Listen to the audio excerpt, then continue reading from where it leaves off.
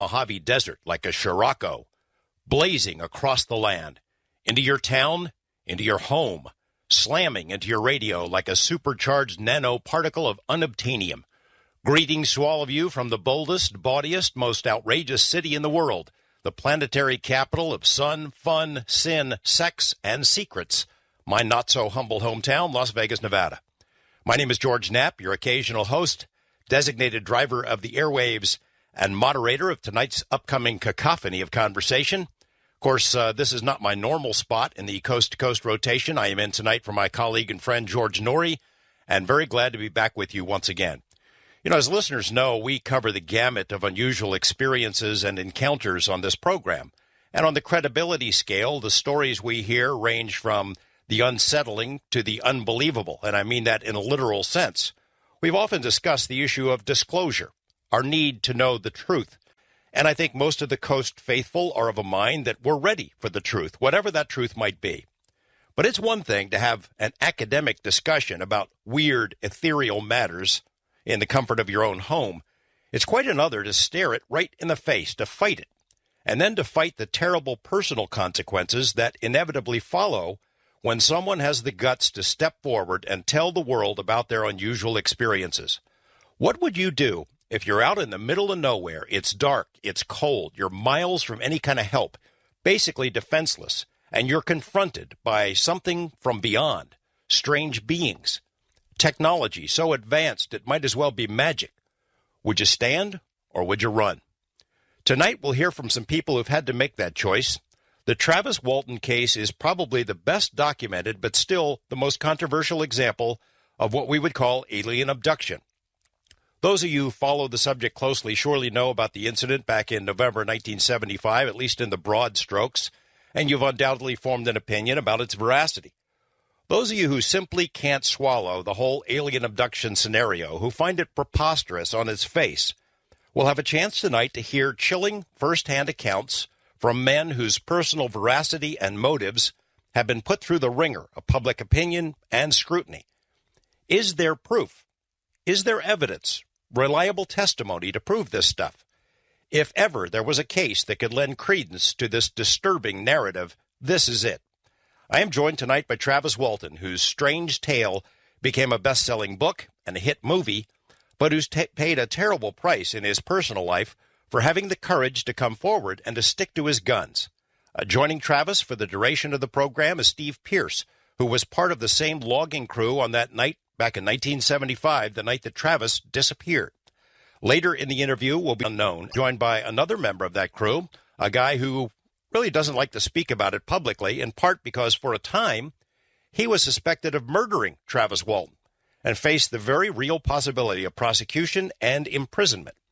And helping us to understand the big picture of the alien abduction scenario is hypnotherapist Yvonne Smith, who has worked with hundreds of people who've reported their own encounters with the unknown and who's gotten to know Travis Walton a bit over the past couple of years. You know, this is the kind of show that goes to the heart of what Coast to Coast is all about. So if you've been hankering for a slab of red paranormal meat, your wait is over. As always, webmaster Tim Binal and I have put together a collection of news items and oddities from the past few days. It's posted on the Coast to Coast website under Knapp's News, including a couple of stories that directly correspond to the subject of tonight's conversation. I'll have more to say about some of these items a bit later, time permitting. For now, though, put on a pot of joe, move a bit closer to the campfire, and prepare yourselves for one heck of a coast-to-coast ride. Fire in the Sky, the Travis Walton story. We begin right after this. I'm George Knapp, and this is the one and only Coast to Coast AM. Welcome back. I'm George Knapp, in tonight for George Norrie. I should mention the music you're going to be hearing tonight as we go to breaks or return from breaks was selected by Nathan and I as a way to sort of help set the stage. It's kind of like a musical time machine. These are songs that'll take us back to 1975 when the principal events in this story unfolded. Songs that were playing around that time, and a few from groups that Travis and his pals have said were on their regular playlists back then. Hope you like our selections. You know, after searching these music lists to prepare for the show for that year, it turns out 1975 was one heck of a year for music. You know, even within ufology, the Travis Walton experience was controversial right from the beginning. If it was true, it confronted UFO researchers with the most unpleasant reality, the strong indication that these visitors, wherever they were from, were not merely benign space tourists, mere lights in the sky sent for our enjoyment or amusement, but real beings whose intentions were mysterious and apparently anything but benign. I searched through my library today in preparation for the program, kind of to see what other respected researchers had written about the Travis Walton case over the years. The gold standard for me, as I've mentioned before on the program, includes two names. Jacques Vallée, who wrote that he met with Walton and others and feels they were telling the truth, and Jerry Clark, who wrote this in his massive encyclopedia, one of the best UFO books ever written. It's called The UFO Book. He said, "In the end, how one views the Walton controversy depends on how one feels about UFOs in general, and alien abduction claims in particular. If one believes it's possible that UFOs exist as piloted extraterrestrial vehicles, one can accept that Travis Walton boarded a spacecraft and interacted with its occupants. If one believes such things are not possible, one has little choice but to insist that a heretofore undetected hoax scheme underlies the claim. Nearly all of the available evidence," Jerry Clark says, "would lead one to the conclusion that Walton, his family, and the logging crew are not hoaxsters. If there's compelling evidence to the contrary, it has yet to emerge." Travis Walton, it is great to have you on the program. I know you've been here before, and the audience should know that you and I have communicated from time to time from afar over the years, but I've never had the pleasure of interviewing you. I'm very glad to have you here, and I hope we can explore areas that are not too repetitive for you. Well, thanks for having me. You there? Travis? Yes, I said thanks Talk for to having me, George. Yeah, it's good to be with you. I am hoping that Travis has just gone away from the phone for a second here. Steve Pierce, you and I have not spoken before, but I understand you're not all that fond of granting interviews yourself, and for very good reason. Very much appreciate you joining us. Thank you for having me. Is Steve there? Yeah, I'm here.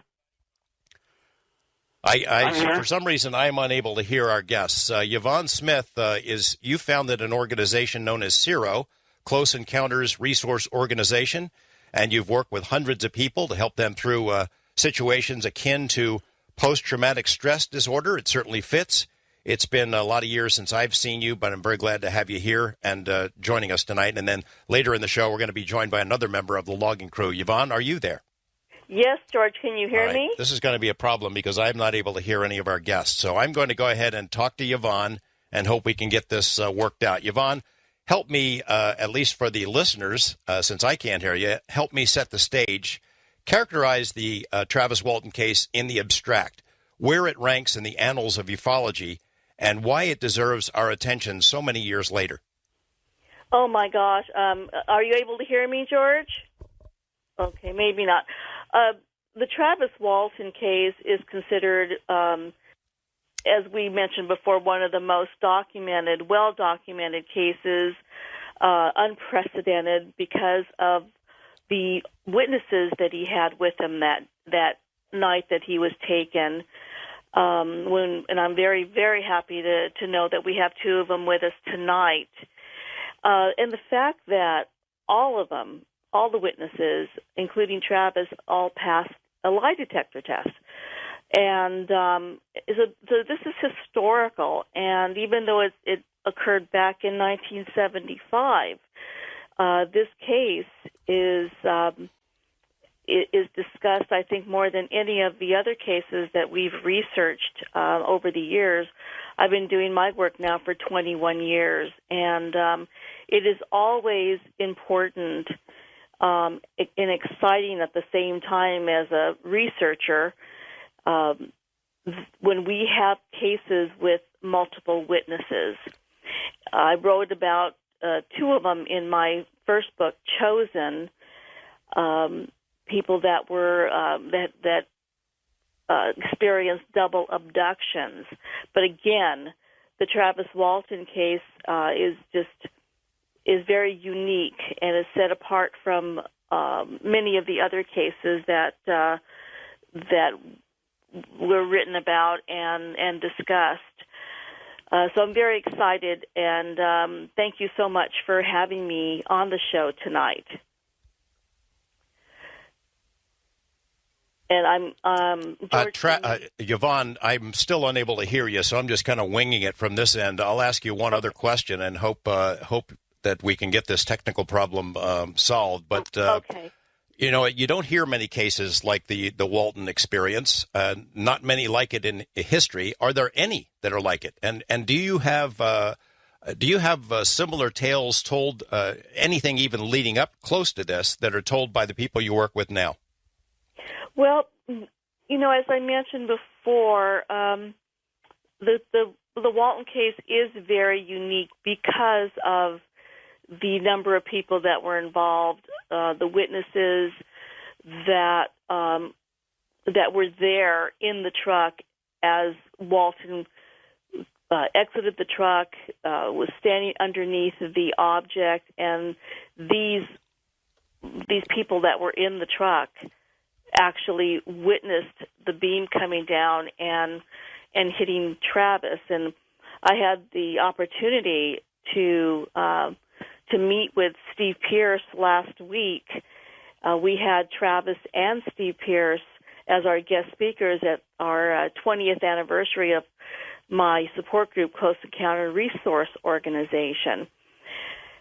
And when I stop and think about what these people went through, we do have several double abduction cases and some with multiple witnesses. I'm writing about one right now, which I will be publishing in a few months, about a case that involves about a dozen people.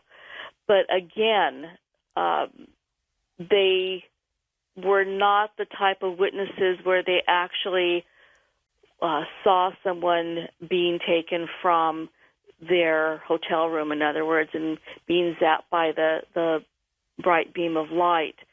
So really, Travis's case is extremely unique, and I know that people that, as you mentioned, Jerry Clark and Jacques Vallée, well-respected researchers, have come forward and have stated that Travis and his crew did not hoax this case.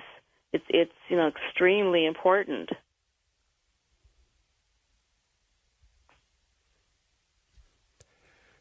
Travis Walton, can you tell us what your life is like now? I mean, I'm rereading the book in preparation for this interview. I know you were 22 years old, I guess, in 1975. I would guess that the life of a logger it's not a real long career. What you're doing now, what you do in your life, how you're doing?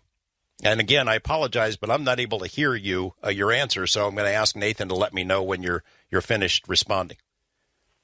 Well, I did return to work in the woods for a period of time after the incident happened. It's just one of those things where, you get thrown off the horse, and you got to get back to do. But I eventually left that line of work and went to work at the molding mill for like 6 years or so, and then moved on to the paper mill where I worked there for another 11 years.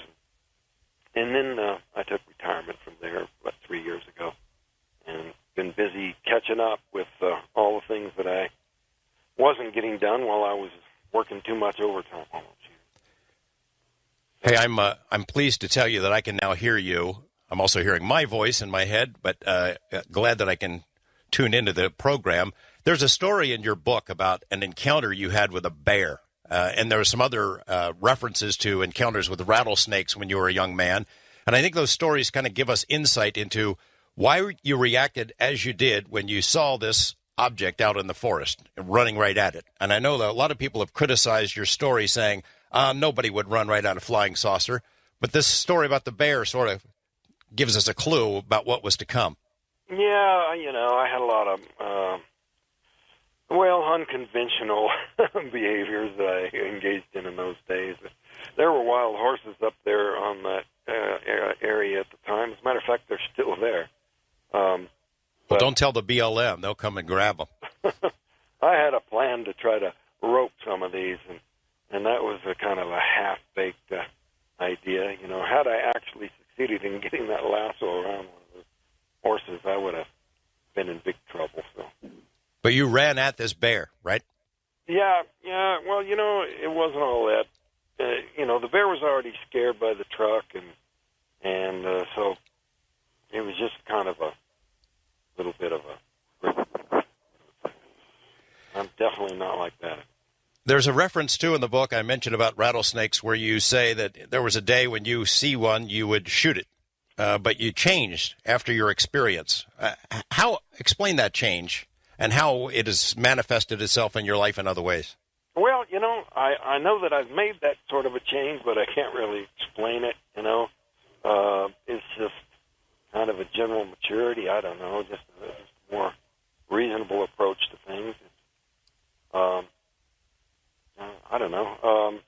I wouldn't really connect that directly to the incident, but, just overall, just taking a bit more sensible, a little more cautious approach to things.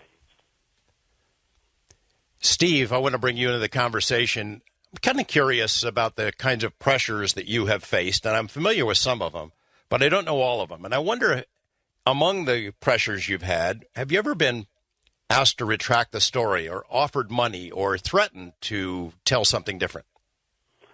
I've been offered money I was offered $10,000 to say it was a hoax. Can you tell us who offered that? Philip Class. No kidding. Well, we'll get into Philip Class, but I mean, he came flat out to say, I'll give you $10,000 if you'll recant the story. The first time I heard about him, I had a police officer come to my door, and he said Philip Class said he'd give me $10,000 if I said it was a hoax. What about other kinds of pressures? Any threats? On what do you mean threats? Well, like, hey, no. We'll put you away. We'll embarrass you. We'll put you behind bars. He did follow me to another state, and he bugged me for a long time. To say it was a hoax. At this point in your life, is it the kind of thing you wish had never happened, or after having years to think about it, it's a good thing? Now I'm glad it happened. Sorry, Travis. Well, I'm not, Steve. But Travis, you're not. No. After all you've been through. After all I've been through, in order to cope with any difficult thing in life, you got to kind of look for the good in it, and try to view the glass as half full instead of half empty. But all in all, I'd still rather it never happened. All in all, a net negative. Well, that doesn't go along with the scenario that people have, especially the skeptics, that all you UFO people make tons of money and you live in big houses and you just make stuff up so you can make movies and books and things of that sort. Well, having had this happen, has cost me dearly in many ways other than material also. It derailed my life, and it really never truly got back on track. But you are talking about it more freely than you used to. Am I correct in that? That's true. I toyed with the idea many times over the years of just walking away from it and refusing to talk about it ever again. But I've gradually come to realize that along with the burden comes a great responsibility. And much as I don't like to, I think it's important to try to get this information out. I think it serves a purpose. There was a section in your book where you wrote this. You said, I've come to realize the biggest problem anywhere in the world is that people's perceptions of reality are compulsively filtered through the screening mesh of what they want and do not want to be true. People see what they expect to see. Preconceptions seem to determine judgment of everything. It's not solely because this human failing played such a big part in the experiences I recount here that I consider it so important in the overall scheme of things. If you look, you'll find this human proclivity at the root of every single personal problem or social ill humanity has ever endured. Still believe that? Yeah, I do. And, it's particularly true of skeptics, not just the self-proclaimed, media skeptics, but anybody who's negative about this situation. or about this information because, it seems that for certain people with a certain mindset, no amount of evidence or no amount of proof is going to budge them one bit. They seem to be unaffected by the facts of the matter. Well, we're going to get into the facts right after this break. ELO, Strange Magic from 1975, taking us into the break. Travis Walton, Yvonne Smith, and Steve Pierce joining me to talk about an amazing experience, and we get into the specifics right after this. Travis Walton was welcomed into a machine the likes of which he had never seen before, and maybe few people anywhere have seen before. It was an amazing encounter that led to a massive manhunt, suspicions of murder, recriminations for Travis and his family and his friends. Maybe what happened after his encounter with these unknown beings was far worse and left far deeper scars than what happened on board this craft. But when we come back, we're going to get into the specifics of what happened on board and what was going on the ground at the same time. Stay with us, everyone. Coast to Coast AM. We'll be right back. All right, I hope we have our technical difficulties behind us and everyone's here and that we can all hear each other. Travis, why don't we, I know you told the story many times before, but for the benefit of those listeners not familiar with it, can you tell it one more time? What happened on the night of in November 1975? You and your 6 friends are out just finishing up a long day's work. What do you see? Well, we were going home. It was starting to get dark, and we noticed a glow coming through the trees, definitely out of place in the woods, and it was rather puzzling at first because we were only getting some glimmers through the trees. But when we finally burst into the clearing where we had an unobstructed view of this thing, it was just unmistakable. Less than 100 feet away, a metallic disc outlined against the sky, hovering there. One of the crew members, Alan, just yells out, "It's a spaceship." And I don't think a single member of the crew was thinking, "Oh, I wonder what that could be." I mean, everybody knew it was unmistakable. This was not some hazy ball of light off in the distance. It was just there, plain as day, and very, just awe-inspiring, just totally stunning in the visual impact. I immediately threw open the door and started towards it, but, it wasn't like I really intended to get close to it. I was thinking it would actually take off before I got that close. And were you kind of drawn to it? Well, Alan was saying in one interview that he thought it looked to him like I was, just under some sort of hypnotic control. Steve even said that, haven't you, Steve? But, from my point of view, it just felt to me like I was, acting of my own accord. But then, of course, if they do have the ability to control what we do, they could probably also make us believe it was our idea. But nevertheless, to me, I was just, eager to see it up close, or closer, and thinking that it would probably take off before I got right all the way up to it. So I was moving quickly at first, and then once I saw that it wasn't going anywhere, I slowed way down. And the guys in the truck were yelling at me to get back in the truck and get away from there. And could you hear them now that you think back to it? Yeah, I could hear them. They were swearing at me and saying some uncomplimentary things about what I was doing. And I was really, I was definitely, coming face to face with the idea that this was a bad idea. But I guess I live to regret it. When I got up close and I was looking up at it, it was just amazing, and, the perfection and grandeur and the power of it was just astonishing. It was hovering there. But the sound it made suddenly got louder and started to move. And so I dove for cover. I got down behind the end of a log, And, the crew's, insistence that I get out of there was really, increasing their anxiety as well as my own. So, without even, regardless of their insistence, I had made up my mind that I wanted to get the heck out of there. But I was kind of torn between staying undercover there behind the log and getting the heck away from there and getting back in the truck. So I decided to make a run for it. But when I straightened up to run back to the truck, that's when it hit me. This beam. Yes, the energy felt like a physical blow, like I just been, hit by a truck that I didn't see coming.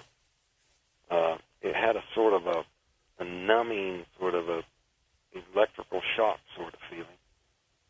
And, Dwayne Smith, who later became an electrician, said to him it sounded like electricity, that it actually made a noise that they heard. But I didn't see or hear it, actually.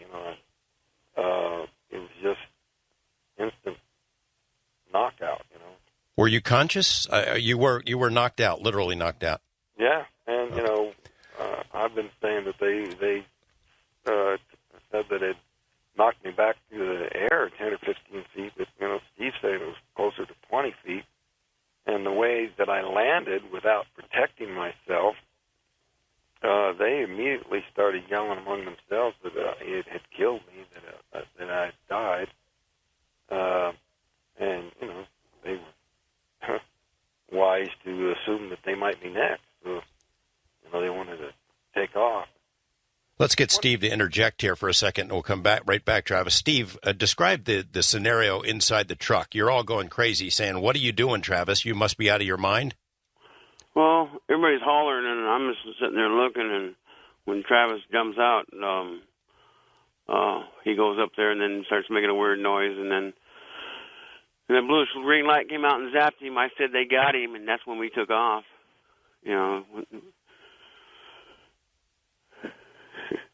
Thinking back at it, I mean, that's sort of a critical moment there. There's your friend and your coworker out there. You think he's dead. You're getting out of there. I mean, do you regret? Well, I didn't know Mike was taking off. I had my head kind of like out the window looking, and then as soon as I say they got him, I felt my head jerk back, and we started the truck just started taking off, and I was just bouncing all over the truck. It took me a couple minutes to realize we were going down the road.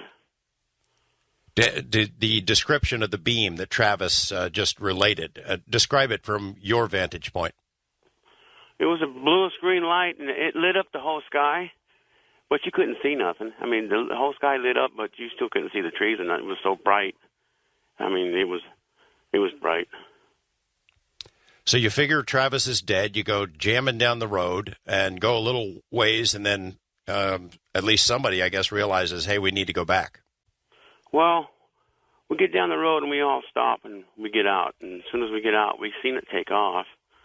And we start to talking about, should we go back and get him? And I think it was Dwayne Smith said, I think he was incinerated, and I said, no, I seen him hit the ground. He did hit the ground. So we all decided to go back and turn around and look for him. And so we went back and looked for him. We couldn't find him. We looked everywhere.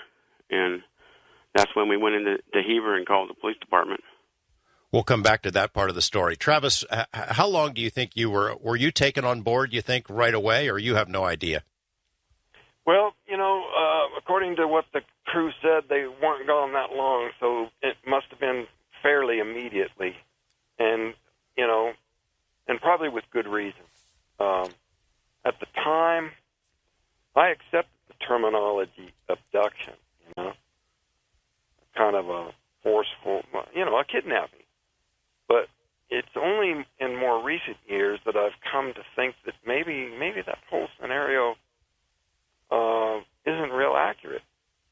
That maybe, what really happened there was that when I stood up, at that moment, my upper body was closest thing to this crap.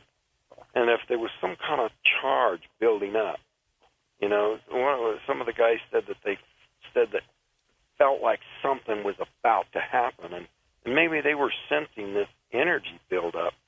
But if it was really a deliberate beam or something that was fired, if it was just some kind of a discharge as a side effect of it powering up to move away like that,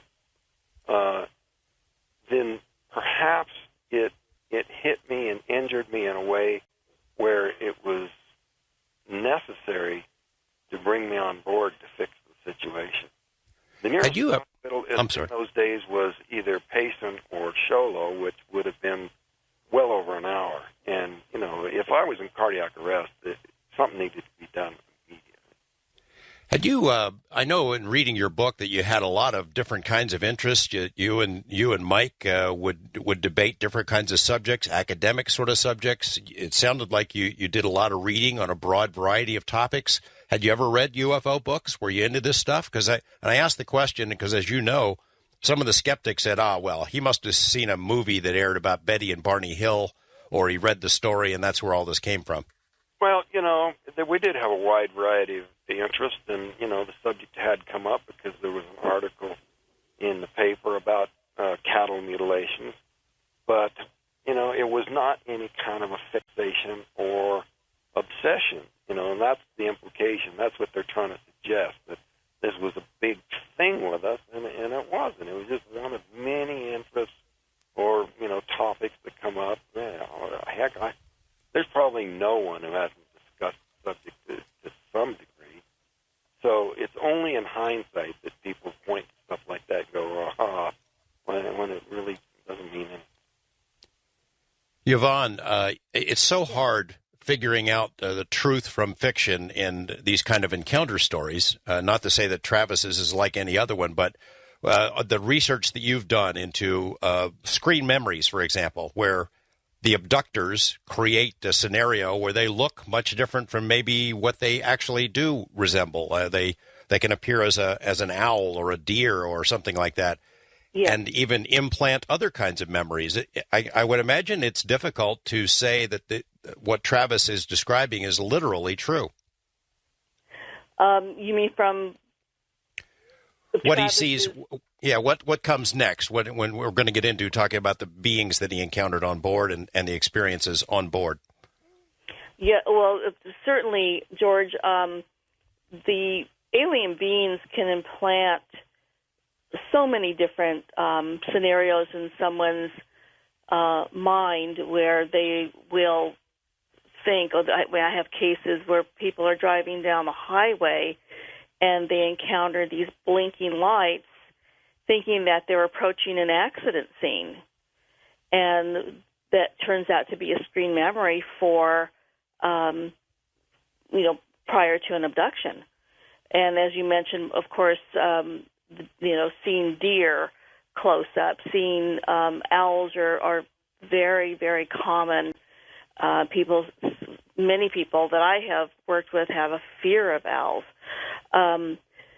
So I'm familiar with Travis's case, and we were discussing this just the other night at dinner about, when he awoke on the craft and he encountered, I believe he had said, 3 beings that were there in the room with him.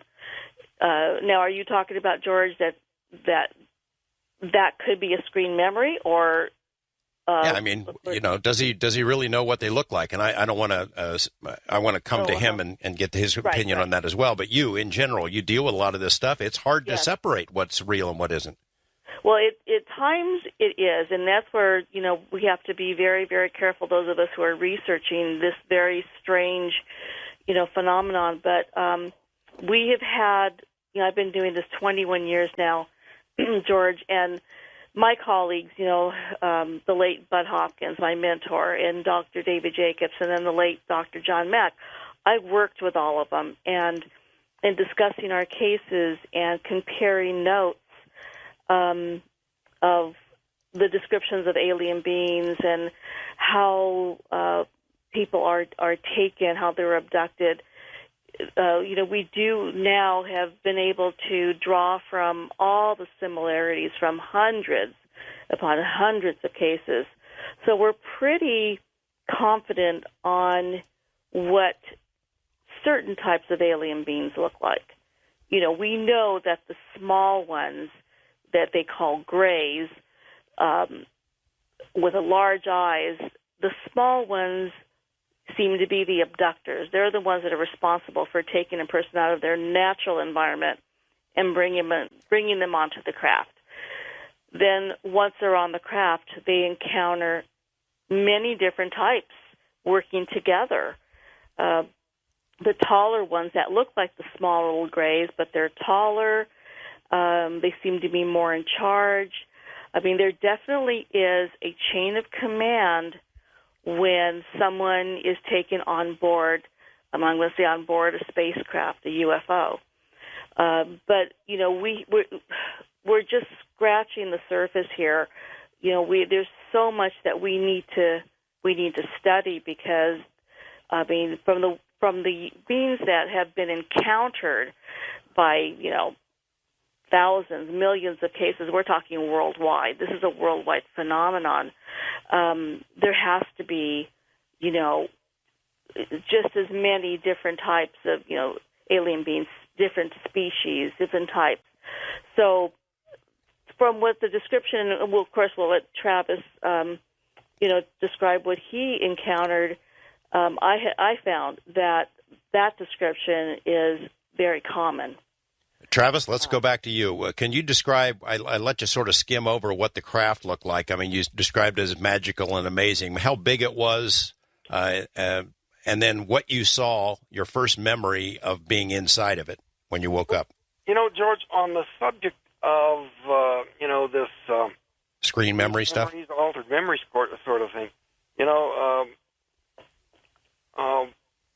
Ken, one of the crewmen was saying, well, this is really happening, kind of a thing. It was anytime we're confronted with some really astounding event, everybody does some reality testing, Is a kind of a pinch me kind of a thing, Is this a dream? Is this really happening?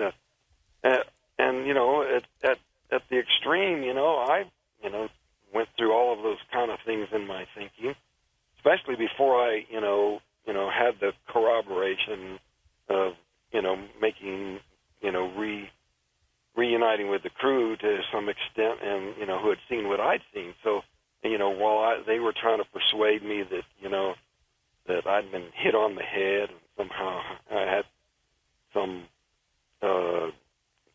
delusion of some kind, and there was a variety of theories thrown out there, I was doing some reality testing. So, if you carry that to the extreme, what do you really know for sure? If I dream I'm a butterfly, or am I really a butterfly dreaming I'm a man? All those kind of philosophical questions. Could this whole thing have just been some gigantic government mind control experiment? But what I recall, there are no internal inconsistencies. So if it was any kind of a thing where there was an alternate or a true reality beyond my perception, it was 100% effective because everything jived with this is what was happening. The craft itself. Metallic disc. I'll tell you what, Travis, I shouldn't ask you that. I hear music. It's going to the break. When we come back, I want you to describe the outside and then that moment when you wake up and you're inside this thing and what you see. Stay with us, everyone. Travis Walton, Yvonne Smith, Steve Pierce, talking about one of the most unusual close encounter experiences of all time here on Coast to Coast AM. Our discussion with Travis Walton and Yvonne Smith and Steve Pierce about an incident well known as Fire in the Sky, the abduction of Travis Walton in 1975, and the terrible consequences for his friends back on the ground. He was gone for 5 days, had some incredible experiences on board the ship that we'll get into in a moment. And on the ground, though, his friends were suspected of killing him. And then even after he returned, they were put through all kinds of hell by the law, by the media, and in particular by the UFO community, which was deeply divided back then and pulled some really sneaky stuff. When we come back, we get into the meat of this story, what Travis Walton saw on board that craft. Stay with us, everyone, on Coast to Coast AM. Travis Walton, before the break, I was asking you to describe the exterior of the craft. You had said it was absolutely beautiful and stunning. How big was it? It wasn't huge, In the woods, there's no, common objects to compare it to for a reference, but, it was probably at the most 25 feet in diameter. But a very imposing sight and totally distinct. The skeptic suggestions that what we really saw was the Jupiter. Ball lightning or the planet Jupiter is just absurd. Jupiter. It's not Jupiter, I guess, if it's hovering right over the ground where you're standing. Yeah, it was close enough that we could have hit it with a rock from the truck. So I guess a lot of people have done that with mixed results over the years. Through rocks? I don't think I'd want to try that. Well, yeah, I think they've shot BB guns and 22s at craft as well. I don't think that's a good idea either. No, I wouldn't advise it. But all right. I got out and went closer, and it was metallic. Parts of it were glowing, and it was basically like two pie pans put lip to lip, a disc, sort of angular, but very, very distinct in what we were seeing. I know you're not a physicist or an engineer, but I'll bet that in the years since that you've talked to physicists and engineers about propulsion, how it was flying. Do you have any thoughts on that? Yeah, I gave a talk to an engineering college in Rapid City, I think it was, and they were very interested in the sound it was making, seeing if they could deduce the method of propulsion from that. They asked some really good questions. I like talking to college students because they always come up with some good stuff. Well, and they're open to the story, I'll bet. Yeah, and, ask really intelligent questions. It's good audience. Let's go to the interior of the craft. What do you see when you wake up? I guess you have no idea how long you're out, but what's the first vision that you see? Well, I was in and out. It was indistinct, I didn't just come to real clearly. It was kind of a period of time there where I'd start to regain consciousness and go back out. But the overpowering sensation of the pain and struggling to breathe and get enough air, this was my main perception at first. And I wasn't able to focus my eyes well. Everything was blurry and even a little double vision. But it was when I finally could focus that I could see this light fixture above me. I could see the metallic surface of the ceiling. But, it was triangular shaped, and that was very strange. But I didn't realize where I was at first. Eventually it came to me that, it came back to me that I had approached this object, but I still was just assuming that I'd been hurt somehow, and the crew had taken me to the hospital. So I thought I was in some kind of medical facility, laying on some kind of gurney or operating table. This device over my chest, my chest really hurt, and so I was afraid to move too much, and that I might make things worse. But when I finally was able to focus my eyes and saw these creatures standing over me, I realized these weren't doctors. This was, I realized then where I was. Man, was I in trouble. You're describing it as triangular, but obviously the outside of the craft didn't look like that. It's bigger too than it would appear from the outside.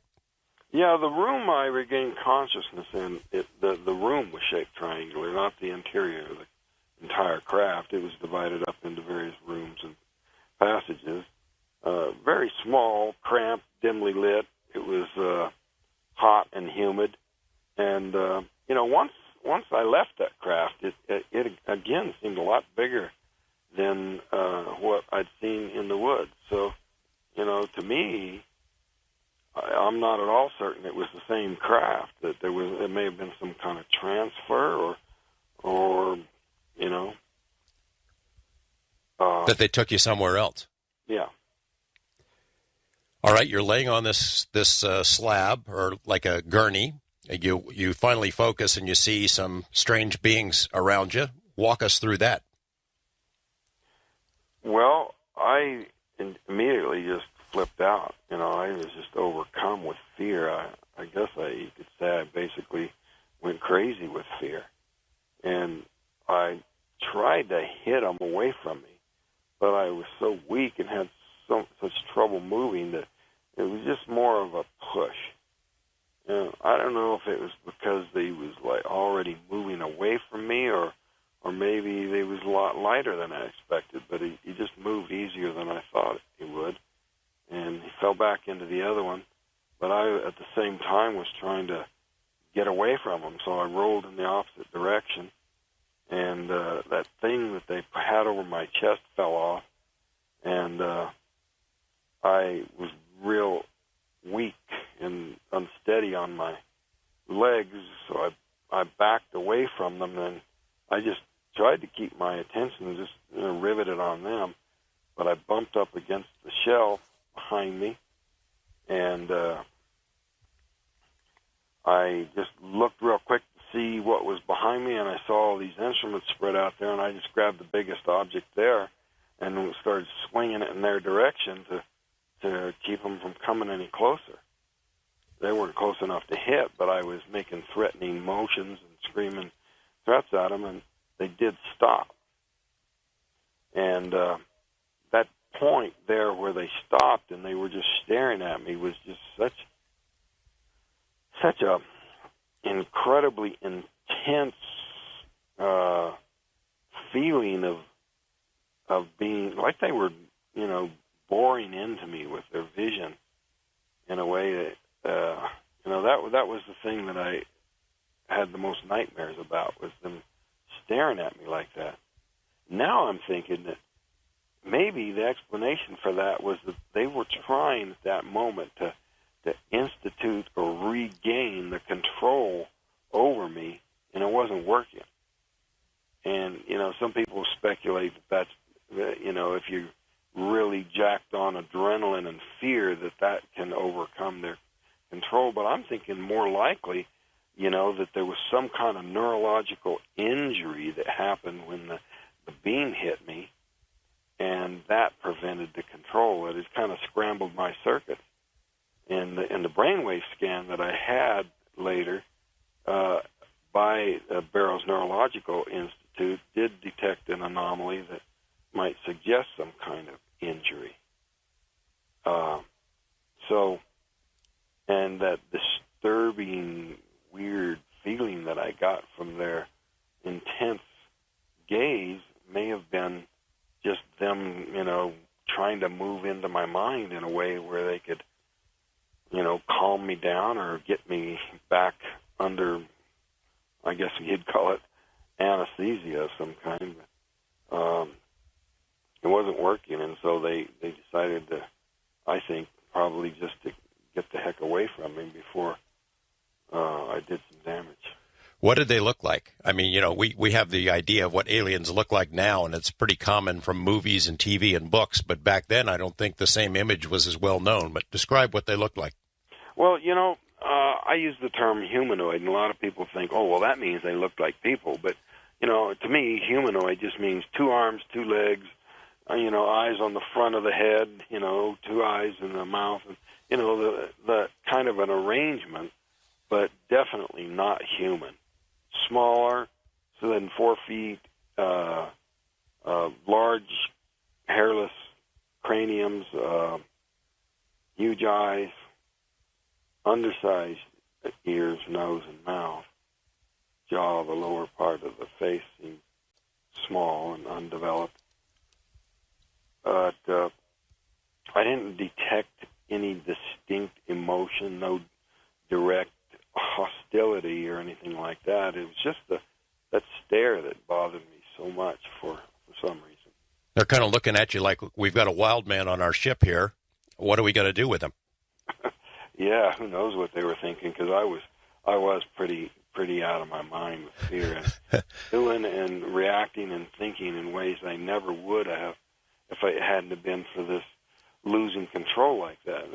And you got to explain this in terms, a lot of people think, well, I would just remain calm and I'd ask all kinds of really cool questions, but if you're really in that situation, especially the situation I was in, dimly lit, very hot, humid, cramped, very small room, in a lot of pain, but more than anything, struggling to get enough air. Nothing causes panic more than the feeling that you're smothering. That's the reason waterboarding is so effective at getting information out of people, is that, nothing's scarier than not being able to breathe.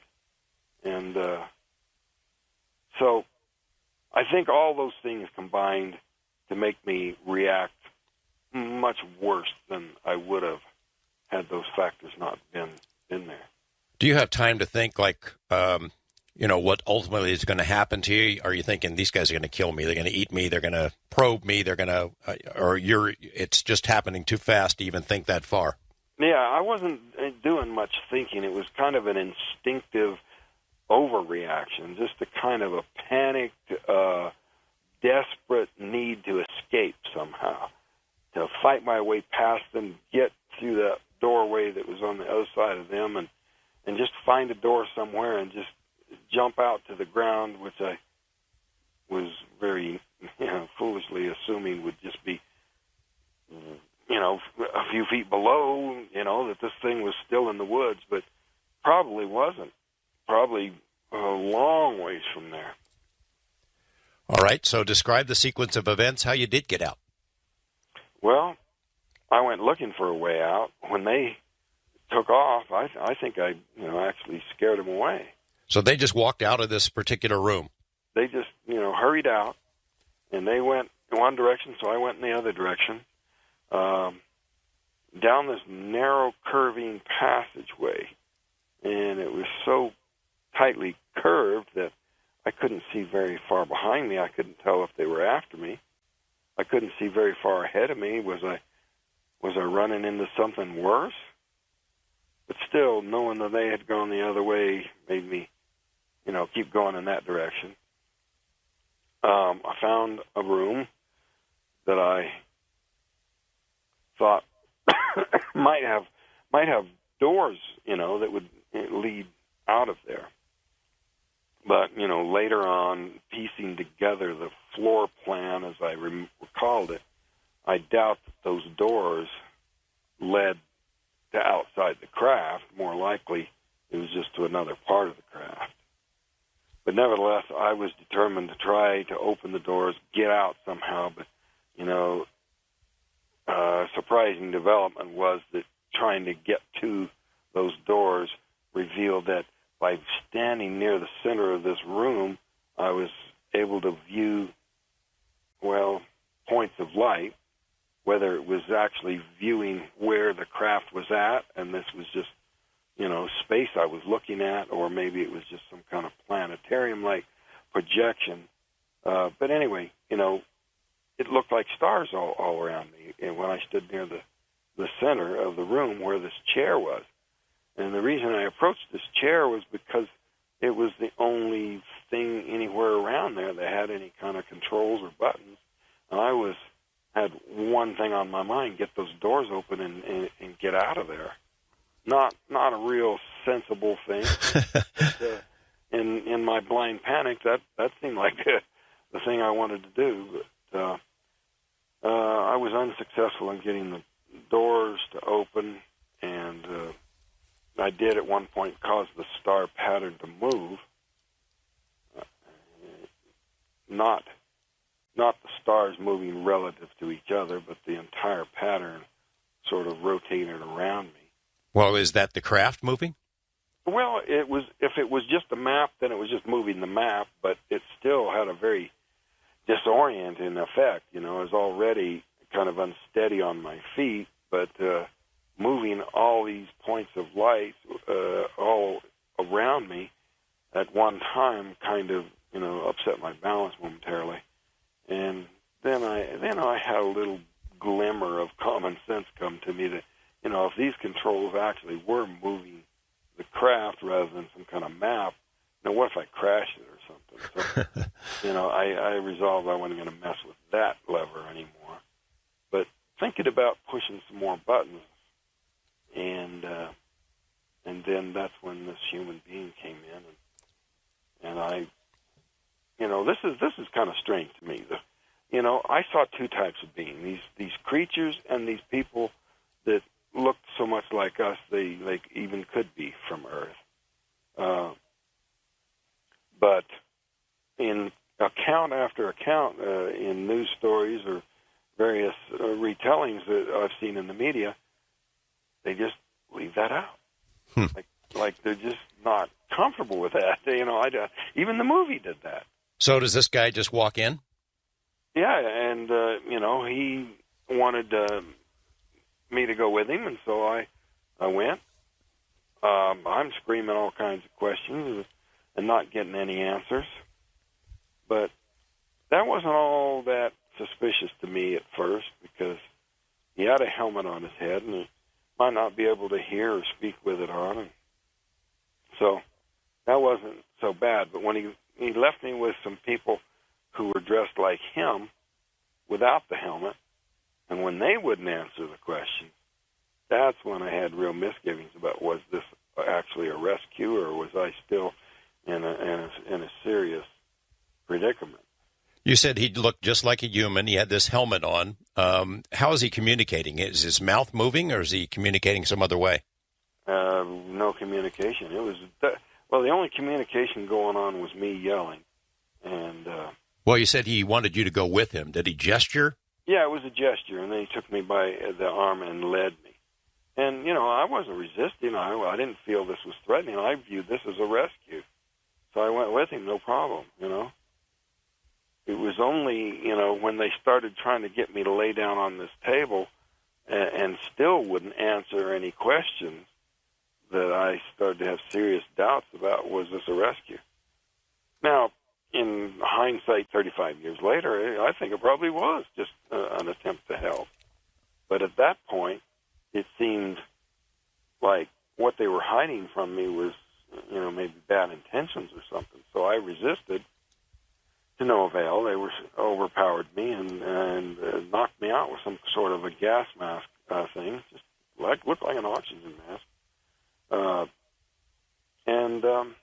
Next thing I know, and I don't know if that was immediately, but the next thing I did recall was waking up beside the highway in time to see a craft take off into the sky.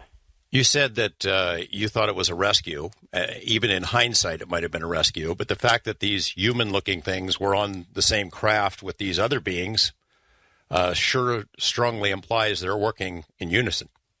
Yeah, it does, but I speculated, at the time that it could be that the humans were doing some kind of a forceful intervention and taking me away from them, that it was actually them capturing that ship or something. But then on the other end of the spectrum, you could have the small beings being in charge and these human-looking ones doing the bidding of the others. There's all I didn't see them together, so I don't know whether it was cooperative or forceful or what. It definitely seemed that the human-looking ones didn't belong on board the craft that I woke up on, because it seemed too small for big people like us. Well, unbeknownst to you, in between the time when you're taken and when you wake up on the side of the road, 5 days had passed, and all hell is breaking loose for your friends. When we come back, Steve Pierce will help us pick up that story, also be rejoined by Yvonne Smith. I'm talking with Travis Walton about an amazing series of events from 1975. Paul McCartney and Wings taking us into the break. This is Coast to Coast AM.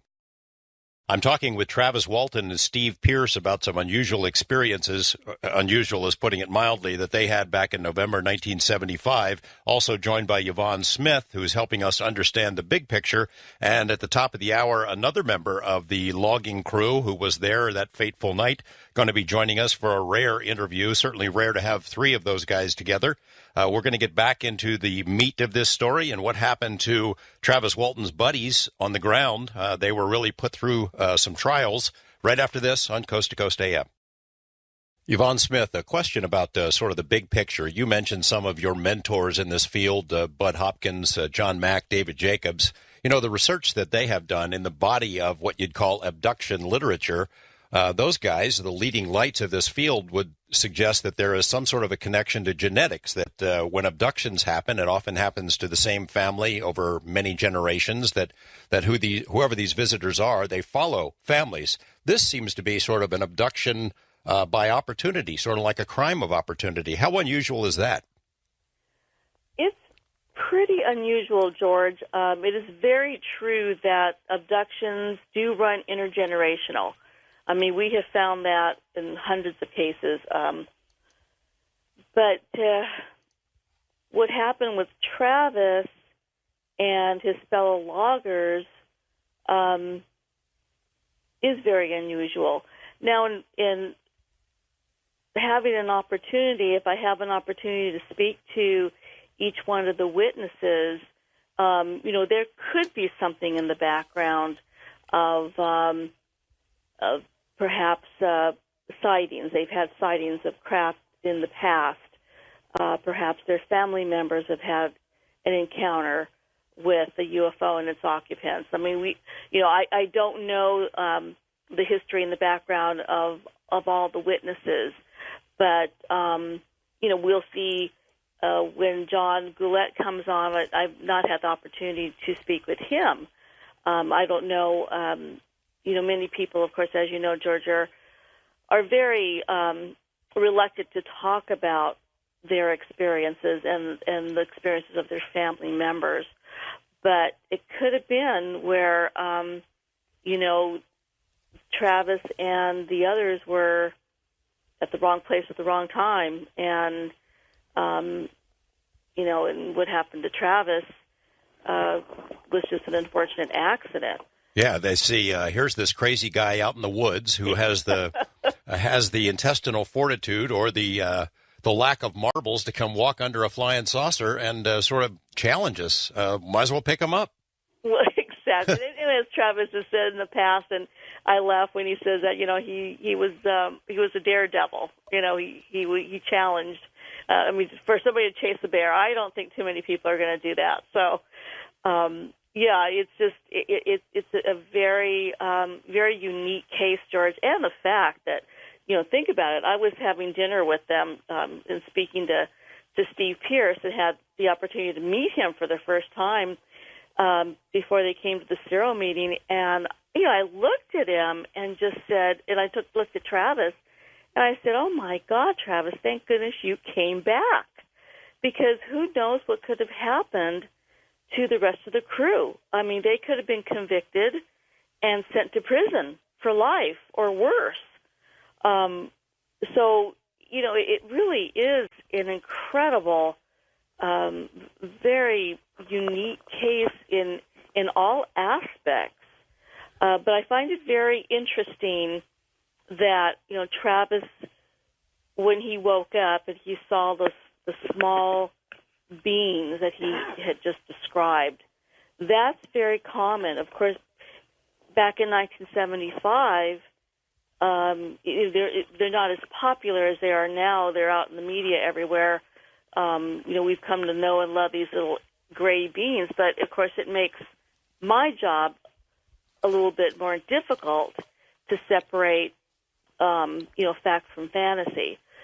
But he also described the human-looking alien beings. And when I first started studying Travis's case many years ago, when I first got into this field, and then I started working with my own cases, and these people that my clients were describing these very human-looking beings, and wearing a very tight-fitting blue uniform. I present this in my lecture series where people have still not met in my clientele, and putting the two pieces of artwork together, they are amazingly similar. Yeah, So it's funny to hear skeptics who find it astonishing and ridiculous that aliens could look like humans. Well, gosh, that's ridiculous. We know what aliens look like. Well, of course. I mean, and the skeptics know all, George. Never studied one case.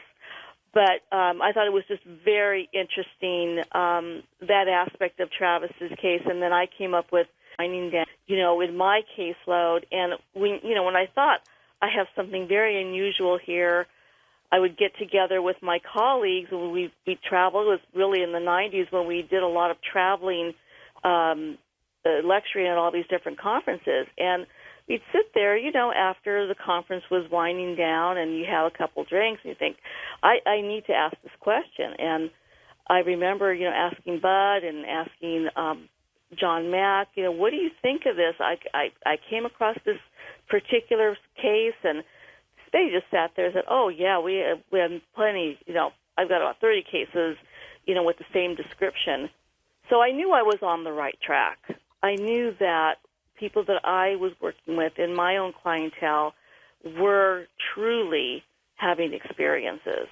All right, I want to bring Steve Pierce back in. Steve, Yvonne just asked a question about maybe she hadn't talked to you about whether there's experiences. Are there? Do you or your family have any kind of history of experiences like this? Yes, before and after. Yeah. Well, we used to live out there in Snowflake. My grandparents lived out in the middle of nowhere out there with no electricity, and you could sit out there at nighttime and watch them fly over this mesa, the lights and stuff. And my mom and aunt and uncle had an experience. My mom says that, well, my mom denies that she doesn't believe in UFOs, but and then I've seen them afterwards, too, up in the Four Corners area. Your mom doesn't believe it, and as I understand from reading Travis's book, Fire in the Sky, I mean, the town itself was pretty divided. Why don't you tell us, in those 5 days that it turns out Travis was on that ship, what it was like for you and the other members of the logging crew? You had to call the police, you had to let them know, and what was the reaction, initial and then subsequent? Well, town didn't believe us. When we called the police, Gillespie came out there, and he looked for beer bottles. I think he thought we were drunk or something, and he made Mike and two other guys go back with him, and the other three, we went back home. And in my mind, Travis was dead, so I wanted to go home because I didn't want to go out there and, find a dead body. And then the next day, when they put that big old posse together and went back and looked for him, I snuck out the back door so the cops couldn't take me with them because I thought Travis was dead, and they were going to go out there and find a body. And are you guys thinking, hey, we're going to get charged for this? If he doesn't show up, we're going to get charged. Oh, yeah, we thought we was going to get charged for murder. The cops were telling us that you don't need a body in Arizona to get convicted for murder. So, yeah, the whole week we thought, before the polygraph test, Alan Dallas's mother was telling us, they're going to rig this polygraph test to make you guys look guilty, and so I figured the polygraph test was going to be rigged too. And the polygraph test was more scarier. That day was more scary than seeing Travis get zapped. I was more scared that day. So some time goes by. Travis is nowhere to be found. The suspicion starts growing, and they ask you to take a polygraph. And I know from reading the book that it was a subject of some debate whether it was a good idea or not, but eventually you did. And then I guess the polygraph examiner is not giving you many clues about what his findings are, right? Yeah, they weren't telling us much of anything. I don't think they believed we passed the polygraph test. Because they weren't telling us anything. When we took the polygraph test, they separated us all, so we couldn't talk to each other. And I was the first one who took the polygraph test. And you were pretty scared, pretty nervous. Oh, I was scared to death. I thought we was going to go to jail for murder. When you finished the test, did the guy say anything to you? You passed, you failed, or didn't say anything at all? No, they didn't say nothing. They just asked.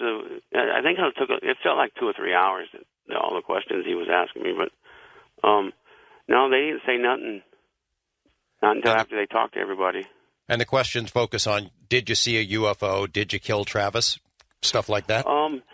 The questions, one of them was if we saw UFO, but most of it was if we did bodily harm to Travis. Do I know anybody of the crew that would, did bodily harm to him, or did I or anybody else did, or, it was mostly questions about Travis, someone killing Travis or hurting Travis. Why did you believe that the test had been rigged? Because I was 17 years old and I was believing everybody else was telling me. How quickly did the media arrive? How quickly did the story sort of explode and all kinds of journalists show up? By the next morning. Who was the first ones? How did it happen? Were they hounding you? Yeah, the first one that showed up was National Enquirer. Well, that makes sense. And did they come knocking on the door? Did they come knocking on the door, or what? What they do? Yeah, they came knocking on the door, and a bunch of other magazines came knocking on the door. But I hid after that. I started hiding from everybody. What about the other guys? They're in the picture. I'm not in the picture of the money they gave us. The money? What do you mean? Well, National Enquirer, I guess, gave us some money, and they're in a picture together, and I'm not in the picture with them.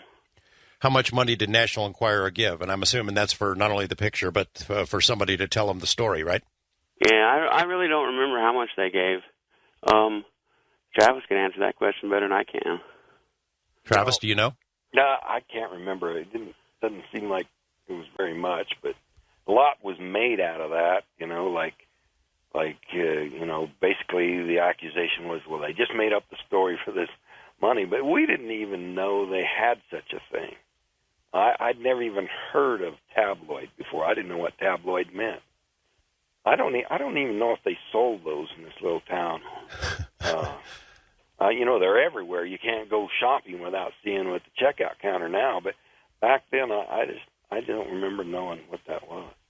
So a little more from you, Steve, about the media horde. National Enquirer gets there. What about TV people and other newspapers? Yeah, other newspapers was there. They chased me down for a long time, even like 6 or 7 months later. And I think it was July. National Star chased me down at the hospital. I was in the hospital all day, and they chased me down. They came to Sholo. Well, the hospital's on the other side of Sholo, but they came all the way over there just to hound me. And I was at the hospital for 2 days. Are you reading the stories as they're coming out? Are you amazed by what was being written about you and Travis and the other crew members? Well, see, I didn't know. I got in a semi, and I stayed in long haul for years, and I didn't know they made a movie until like 93.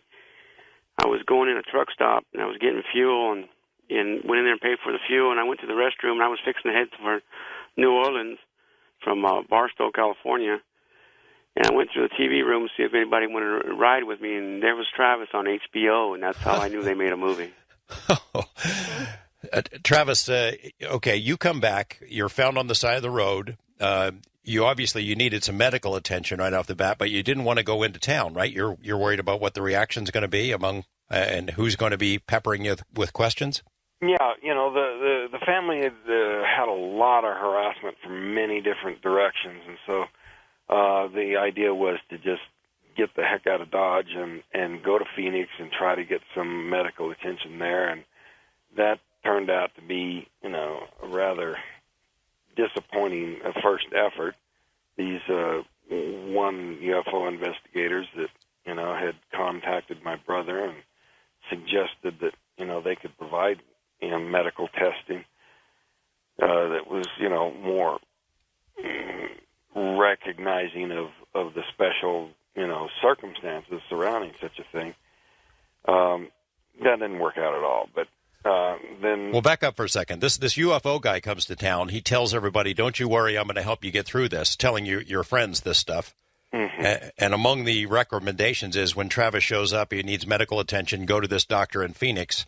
Tell me what you found in Phoenix when you go to see this supposedly credible medical doctor. He was just basically a quack. I mean, he just was representing himself as a doctor, and then he pushed, and then he changed that to, he was actually a medic in the Marine Corps. That's not a doctor. And then in later years he changed that to that it was the Navy rather than the Marine Corps.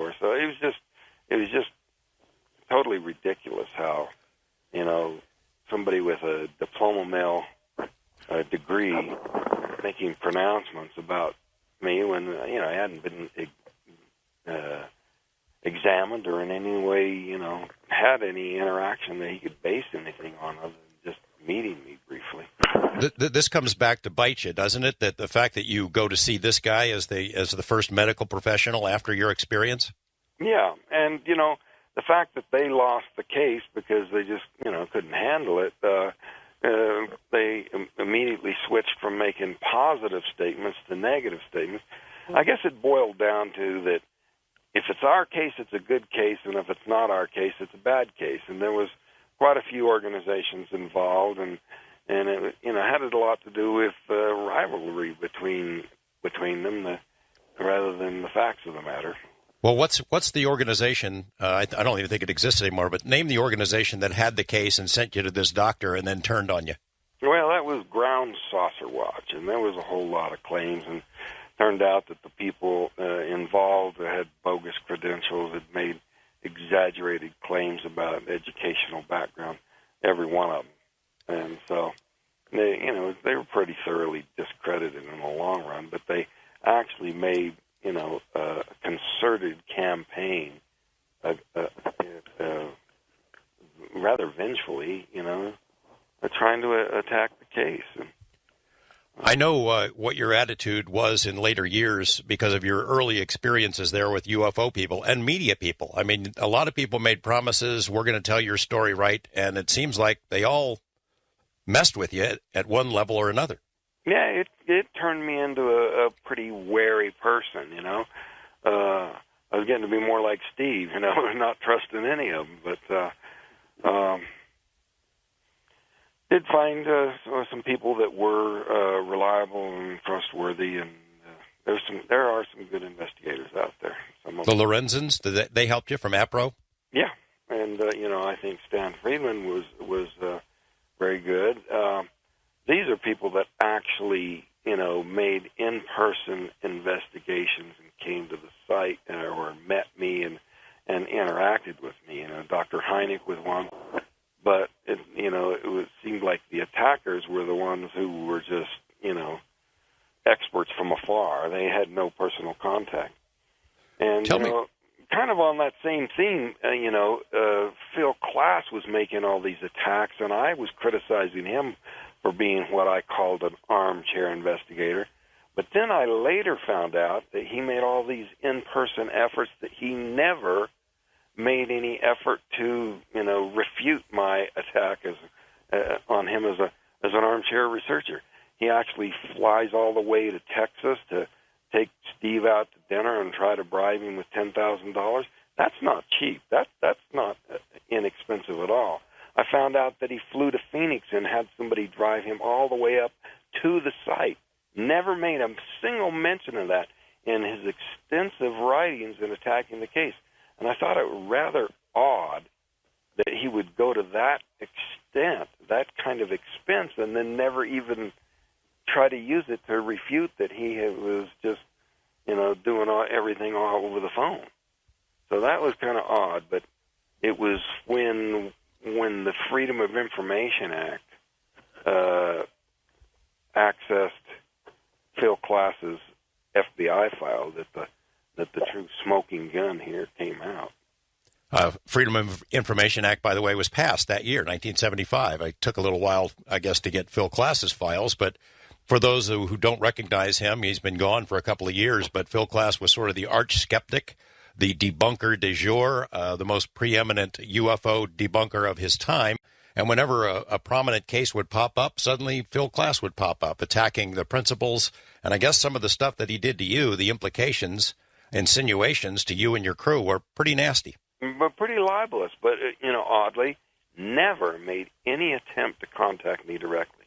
Not by mail, not by phone, not anything. Really kind of strange. Travis Walton, Steve Pierce, Yvonne Smith are my guests. We'll be joined by John Goulet in a moment, another member of the crew. This is Willie Nelson's first ever #1 hit from a monster album, Red-Headed Stranger, in 1975. Stay with us, everyone. Much more to come here on Coast to Coast AM. And in his very excellent book, Fire in the Sky, Travis Walton mentions that he and his buddies liked the Moody Blues especially. So, Travis, that's for you. The book, of course, is different from the movie. If you've read one and seen the other, you know that there are some significant differences. And the whole crew, Travis Walton and his crew, had some amazing experiences, not entirely unexpected, with the folks in Hollywood. We'll get into that. And we'll hear from John Goulet, another member of the logging crew who doesn't grant many interviews and certainly has never appeared on a radio show with Travis and Steve before, but we'll hear his side of the story right after this on Coast to Coast AM. We're joined now by John Goulet, who was one of the members of the logging crew back there in November 1975 on that fateful night when Travis Walton was beamed aboard or taken aboard a flying saucer. John, thanks for joining us. Hey, glad to be here, man. Am I right in saying that you really don't like interviews that much? Well, you know, I just haven't done them. No, I don't really. You know, be honest with you, I really don't like them that much. Can I ask you this? How often do you think about those experiences? Is it something you try to put out of your head, or do you think about it often? Well, it is something I tried to put out of my head. I took off kind of wild and just tried to forget about it, you know, and but it's something that, you know, I mean, every night I'll be looking at the skies, you know. It's something I'll never be able to forget, you know. A lot of people have attacked you and your friends over the years and said you must have made it up. For a while they suspected, I think you in particular, they suspected you of killing him or participating in a murder. That kind of has to stick with you, doesn't it? Yeah, I don't quite understand why they would suspect, you know, me in particular. He had him and Alan Dallas didn't along great. I've always had a lot of, you know, I always thought highly of Travis, you know. Travis, yeah. Travis, you guys were competitive, right? You didn't always get along. Sometimes got into shoving matches and shouting matches, things of that sort. Yeah. Me and Alan had a few, you know, what I'd call arguments. The only real fist fight was between Alan and Mike, but you know, John and I really got along. I think it was the lawmen who were zeroing in on. Well, actually, what John said was that every crewman had their own little lawman trying to push at them to fess up. Oh, like there was a cop assigned to each one to get them to break them? Well, that was when we were doing the search. I know I was with a group of people, you know, the search the next day looking for Travis. I was with a group of people, and I did have a deputy with me who kept asking me, you know, hey, you know, you just tell us where the body is, and that we can all go home, and, you know, we won't have to do this anymore. And, you know, I don't know if, you know, I really don't know if the other ones, if, you know, we were kind of separated. John, we heard Steve's explanation of what was going on in the truck after this weird incident. Why don't you tell us what was going through your head? Were you scared like everybody else? Oh, I was terrified. I mean, you know, I had a lot of adventures in my life, you know, and a lot of, you know, and nothing can compare to that because, I mean, you know, you're looking at this thing and it's absolutely perfect. You know what I mean? I mean, if it had been a group of guys or an animal, something like that, you know, attacking us or something like that, you know, you stand a chance. But looking at this thing, I knew immediately that, you know, there was nothing we could do. You know, we were helpless against it. You know, Steve has described the town as sort of divided. I'll go to him in a second, but first I want you to tell me, how did it evidence that way? I mean, how did you know the town was divided? Was it just kind of a whisper thing, or everywhere you'd go, people would point and talk about it, or what? Well, you know, at that time, you know, I was pretty rowdy. I went out and I partied a lot. You know, I went to the bars and stuff, you know, and I didn't know if I was going to a bar, if I was going to, you know, somebody going to buy me a drink or want to fight, you know, or you know, they would have. I got a lot of people that constantly, you know, say, "Oh, you know, they're going to find Travis, and you guys are all going to prison," you know, and you know, they thought we were. I'm not quite sure what they were thinking. They seemed, you know, like like, you know, I mean, there was a tough bunch of guys, you know. I mean, they're out there, they worked hard every day, you know, and they were all pretty strong, you know. I mean, everybody was quite physically capable of doing what they were assuming we did, you know, but that's not, you know, I had a real hard time dealing with it, you know, because I'm not that kind of person, you know. You know, I wouldn't never murder anybody or something, you know. I mean, and one of the crew members, one of the people I worked with, and somebody I'd known since my teenage years, you know. I mean, I couldn't quite understand, you know. That's basically, I left the area because of it, you know, and went somewhere where nobody knew who I was or nobody knew about the incident, you know, and I never talked about it for many years, you know.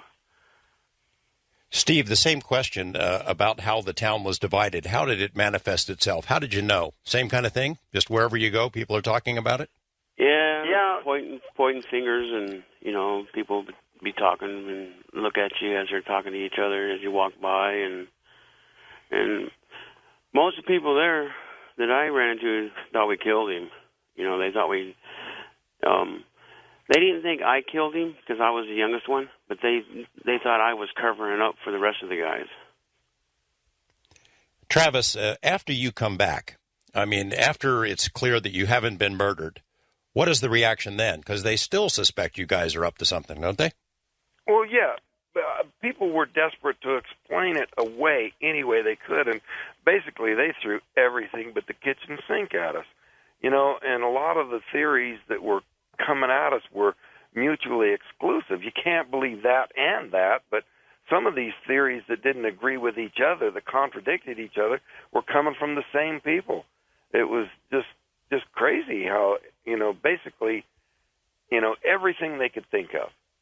And it really says more about the motives of the people who are making the attacks when it's got nothing to do with the facts. And you know, it's kind of like the urine sample that the doctor examined. You know, there were no drugs in it, so, well, then maybe it wasn't really my sample.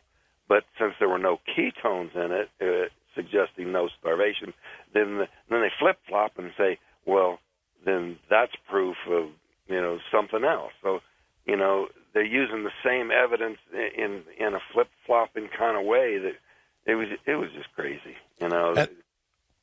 Same thing with the polygraph tests, right?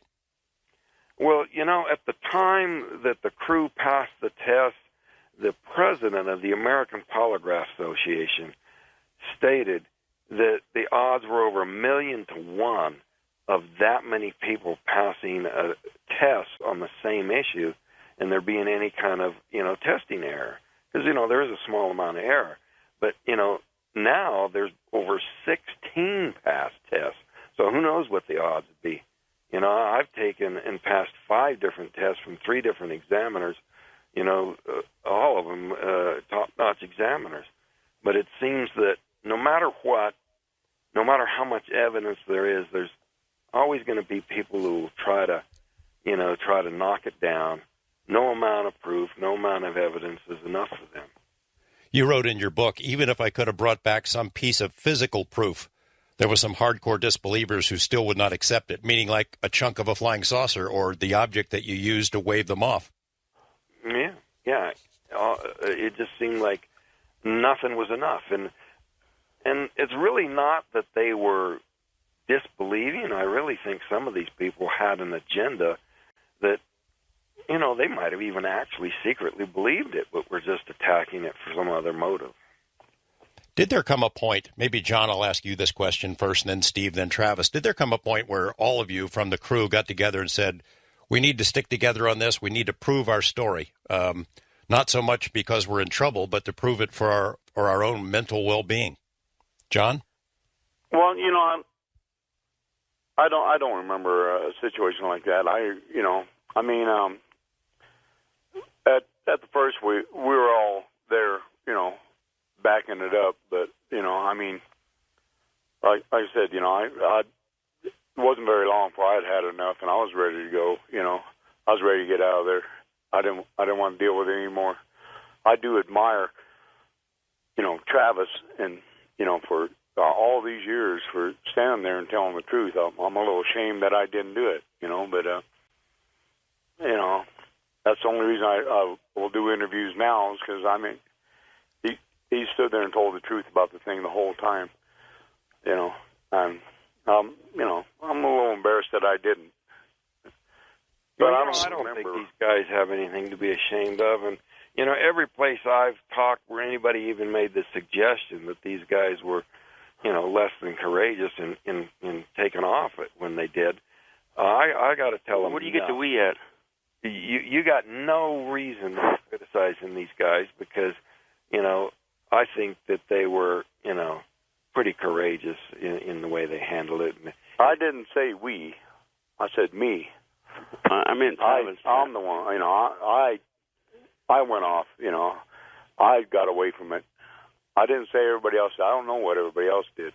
Yeah, because I was gone. It really wasn't that collaborative.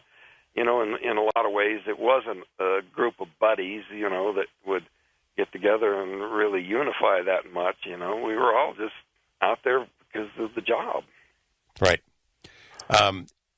So let's go back to the critical moment, and I don't want to belabor this, and if you don't want to talk about it, we don't have to, but, this craft has just zapped Travis, your coworker, with this beam. You think he's dead. You all take off. Is there guilt about that? Well, it's good.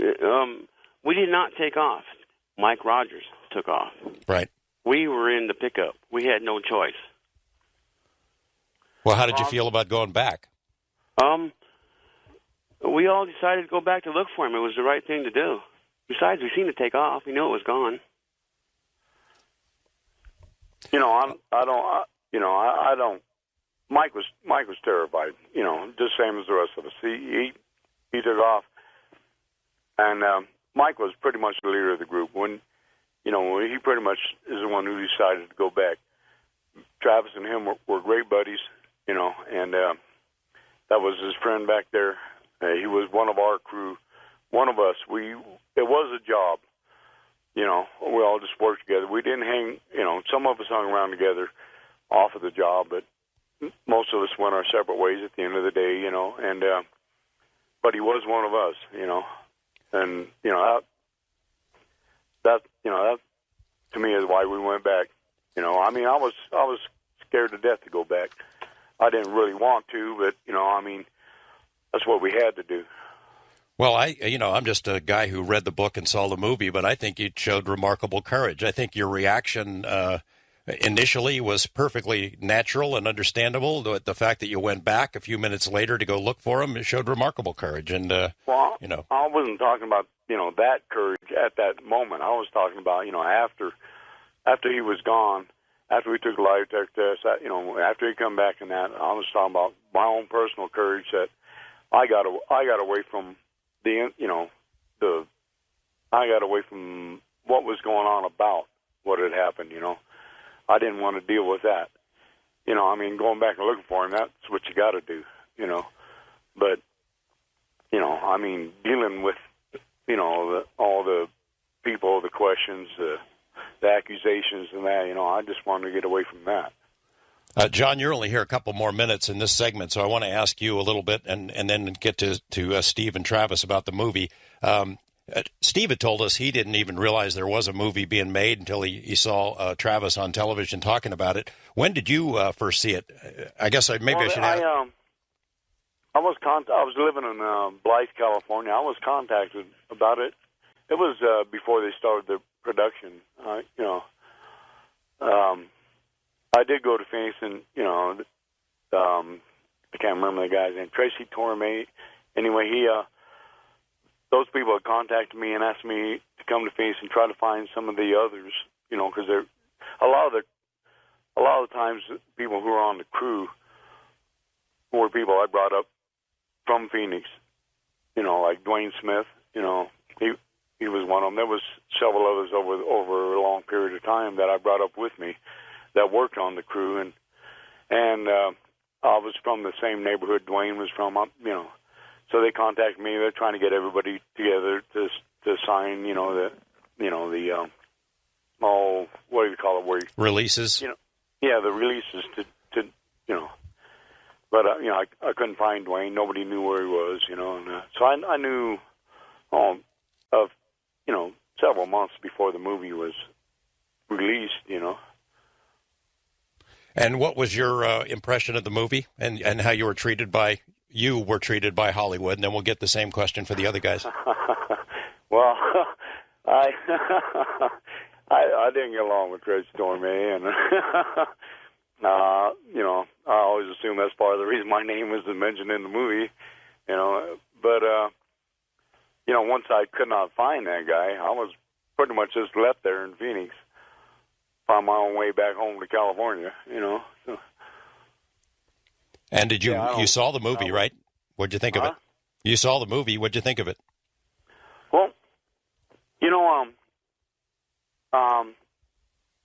now when I saw the movie, I'd already talked to Travis, and he had told me his experience after he had awoken on this craft, and that, and now the movie, it was kind of, it showed kind of his idea, in a way, like it kind of, when he woke up in the movie, when he woke up, he's covered by that membrane. He had mentioned once he felt like he was kind of enclosed. I mean, not like in something like it showed in the movie, but he was kind of enclosed, or held down, and he struggled to get up, it's just, if they'd have made a movie about, just exactly what happened, it would have been about 15 minutes long, because Travis wasn't awake that long during, so, and our experience with it wasn't that long either, So they made a movie about exactly what, just what had happened. Some of us kind of far-fetched. Like showing us in a bar in Heber. There wasn't a bar in Heber, and, things like that, I'll ask the other guys about the Hollywood connection. I've just got about a minute left with you, John. Is it a positive experience in your life? Negative? Somewhere in between? What the whole thing? Oh, man. I would say the experience itself was positive. The things afterwards weren't, So the encounter with... You're never going to see something like this again in your whole life. I don't care, what you do, or whatever. You're never going to experience something like that again. It's something, I'm glad that I was there to experience that. I'm sorry, that the way it turned out, All right, John Goulet, thanks for joining us. I appreciate it. I know this is not something you like to do, but I appreciate your input into this story. I want to talk more about the Hollywood experience with Travis Walton and Steve Pierce and bring Yvonne Smith in for a look at the bigger picture, including cover-up issues, disclosure issues, and where this story fits into all of that. Stay with us, everyone, on Coast to Coast AM. We're talking with Travis Walton, Steve Pierce, and Yvonne Smith about an amazing series of events back in November 1975. An amazing encounter and then subsequent events that were very trying for the people involved, including their encounters with Hollywood. We'll get into that part of the conversation, then expand the story to get into issues such as disclosure and cover-up right after this on Coast to Coast AM. Travis, my experience with Hollywood, both movies and TV, is don't believe anything that anyone says. Until you see it on the screen and it turns out how they said it was going to turn out, you can't believe them. What's your experience been like? Well, what happened with Fire in the Sky, it started out okay. I'd turned down a lot of offers, but I was finally persuaded by Tracy Torme that he was going to, do it serious and stick to the story and everything. And I'm sure that was his intention. It was only when the producers became alarmed about another production that actually Tracy himself had done, depicting these kinds of beings, and they were just so freaked out that there were these creatures had appeared in public already, and it was a TV series that they insisted that that all be changed, that whole sequence be rewritten, or there wasn't going to be a movie. So that was the only thing that finally, made Tracy give up on trying to stick to the script that Tracy originally turned in was much more accurate than what turned out. Yeah, he's a pretty serious student of this subject and is pretty widely respected among prominent researchers. What was prominently different in the movie that kind of bothers you? Well,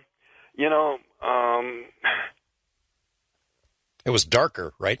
Yeah, it was darker and more negative, and it's only in more recent years that I've come to realize that the negative perception that I had at the time it might not have been warranted. That basically they might have been actually just trying to revive me, and so their overall intentions could have been a lot more positive than I thought. Just the situation of being in such pain and having the suffocation and the claustrophobia of the tight surroundings, and all those things combined to make me react in a very much more frightened way than I would have, and that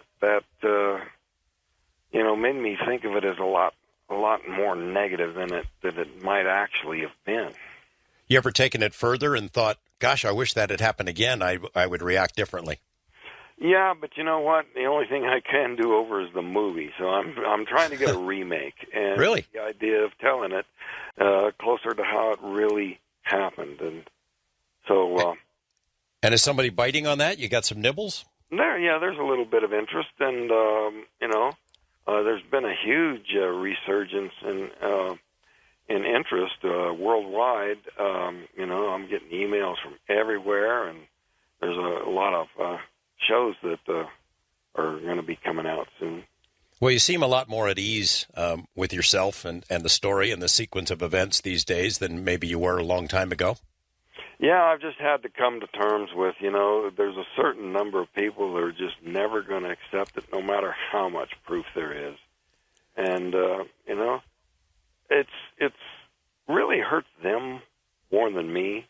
And, that's just not a rationalization. That's really the way it is, because here's a really profound truth that can affect your life in a constructive way if you can make this fit into trying to make some kind of sense of the universe. But if you want to deceive yourself about something and believe something is not true that is true, you're the one who's lying to yourself. So, I can only feel sorry for people like that. Ultimately, no, I'm not claiming that doesn't bother me and it doesn't have a negative effect on my life. I'd much rather I wasn't treated the way I've been treated by some people. But, you can't have it all. The acceptance has grown. Things have changed. Let's talk about. I'm sorry. Go ahead. Yeah, back when this happened, they didn't know of a single planet outside the solar system. That's all changing now with Kepler and identifying literally billions of planets. They're virtually certain exist in our own galaxy. Well, let's talk about that a little bit with Yvonne. Yvonne, you struggle for credibility in this field. I can't imagine, though, no matter what kind of proof, that you're ever going to have mainstream science take this seriously, give it credibility. You have a case like this with these 7 witnesses. Their stories have held up, that stood the test of time. They passed the polygraph tests. Their story's consistent. Everything seems to support what they did. People have attacked it from every angle and haven't been able to put a dent in it. And yet, you tell somebody this story, a scientist type, they'll think you're crazy. And that's unfortunate, George. I mean, it's left up to people like myself to do the in-depth research with these cases. I don't think it is ever going to be enough. If we start getting, sharper pictures, detailed pictures of these UFOs, because everybody now has cameras, our technology it's changed dramatically. It's still not going to be enough because now we have Photoshop and things can be done on the computer. That's made this field, being in this field, a little bit more difficult as well. We have to sift through all of that. Which ones are the hoaxes? Which ones are the fakes? Which ones are the real ones? And I deal with the very personal side of this. And I sit here and I was listening to this. First time I've heard John describe his side of the story, and Steve, and have them to listen to them from their point of view is just, it's compelling to me because I'm just eyeball deep in this work, and what happened to Travis and everybody. It's just I don't even have words for it. These people were traumatized to begin with. They described the craft. They didn't know what it was. Travis goes out there, he gets zapped. And then these poor guys go into town to try to report this, and they get traumatized again and again and again. And then Travis comes back. Obviously, these guys didn't murder him, and he gets traumatized again. And this is what happens with people who have had these experiences. And this is why I established Close Encounter Resource Organization, a support group, 20 years ago, because once my clients walked out of my office, they had no one to talk to, not even a spouse many times, family members, and certainly not coworkers. But as Travis mentioned, and it's very true, things have changed, and we're trying to bring this out into the open more and more, get it out of the closet. And, why in 2012 are people still worried about losing their jobs because they had a UFO sighting, George? It doesn't make any sense to me. And much less, my God, they can't talk about having an encounter with an alien being, even if they come back with overnight scars or marks on their bodies that heal over in, a day or two. And I'm talking about geometric type scars and marks that I present in my lecture series, a triangular shape. I asked my doctor friends, how do you bruise in a triangular shape? But whatever we have, George, unfortunately, I don't think it's ever going to be enough. But this is why we do shows. Thank goodness for shows like this that you do, that George Norrie does. We try to get out there in mainstream news, mainstream talk shows to keep talking about this so people aren't traumatized over and over. Steve, let me ask you, lasting effects. In particular, did you become a student of UFOs, ufology? Did you read up on this stuff to educate yourself after this experience? No, I ran from it. Yeah? I had Philip Klass chasing me all the time, and I was trying to hide from him all the time. And then I got on the road, and I tried to forget about it. My 12-year-old daughter is the reason I got back into it. How's that? Well, I broke my neck a couple of years ago, and we were at home and watching TV, and I showed her the movie, and the movie doesn't show my name. I said, well, that's me right there. And she said, well, prove it, it's you. So I got a hold of Travis, and this is how it all started a couple of years ago. Travis, I'm going to come back to you for a second. I know you've had a lot of time to think about this. The assumption, I guess, is that these visitors were extraterrestrials. What about your thoughts on who they are, why they're here? Do you still think extraterrestrials is the best explanation? Yeah, I think it's the most likely. I don't know where they came from, and, they could have come from the past, the future, another dimension. But most likely extraterrestrial, it's not that big a stretch. For some reason, mainstream science wants to insist that since we don't know how to go there, they couldn't possibly come here. And the arrogance of that we have arrived, and no, this is the modern age, and we know all there is to know, and there's limitations, and that can't be done. But, Michio Kaku made the point in the media recently that, stop envisioning the other civilizations as being a little bit ahead of us and think in terms of thousands or millions of years more advanced to us. Think of how far we've come in 20 years and imagine what we would do in 1,000. And so, the technology that they would have would just look like magic to us. And so that's the reason a lot of these events get cast as sort of semi-supernatural. And so that kind of adds to the resistance that people have to believe these kinds of things, because they think of them as some kind of a, as a monster, or, it. And whenever I'm giving talks and I say, well, it's more like they're just these very different people that don't look anything like us from way over there and that we know so little about, that doesn't really get a very warm reception for some reason. For some people, the appeal itself of the subject is in something that's sort of quasi supernatural or religious. Address for me for a moment the issue of cover-up. You and Steve shared stories about how media came in and spread wild stories and lies, and there were attacks on your credibility, and then Phil Klass shows up. I just wonder if you have a feeling that some of this is organized, that there is an ongoing effort. The idea of a conspiratorial cover-up is one of the pillars of modern ufology, and I just want to see where you fall on that issue. I used to be kind of ambivalent about that, but as time goes on, I'm more and more convinced that there has been a concerted, organized, deliberate attempt to suppress it by, casting disinformation. Some of the stuff that I researched and documented and refuted thoroughly years ago still exists on the Internet. The skeptics who put this stuff out are perfectly aware of the stuff that completely discredits what they've got out there. But when I try to post on there, they won't allow it. So they're disinformationists. They're deliberately presenting something that they know has no credibility.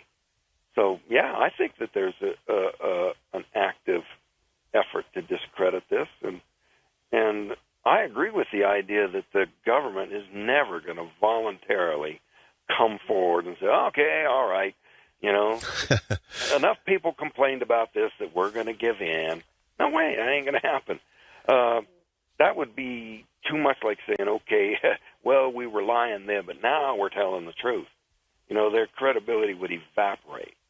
Well, we're on the same page on that. Yvonne, same question for you. Do you see evidence in your particular field, the abduction research, that there's a hand of someone involved to make it less credible?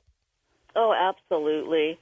I know whatever element that is within the government, there's been a definite campaign in discrediting people that have had sightings and of course abductions. It happens in so many cases, and for instance, I was just reading again about Vicki Landrum and Betty Cash. I think this happened in Texas when they spotted that diamond-shaped object in the sky, and they actually suffered from radiation poisoning, and they couldn't get any cooperation from anybody. And Betty Cash wound up with cancer, and she eventually passed away, unfortunately. And I know Stan Friedman had investigated this case, but it's ongoing. I mean, obviously, that element of our government has been very successful in downplaying and discrediting witnesses all these years. And, we still see, some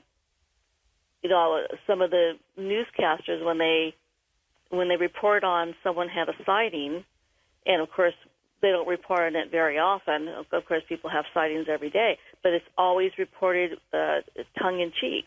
And that's not including you, George. I mean, I know I've known you for many years, and I've always respected you and your work.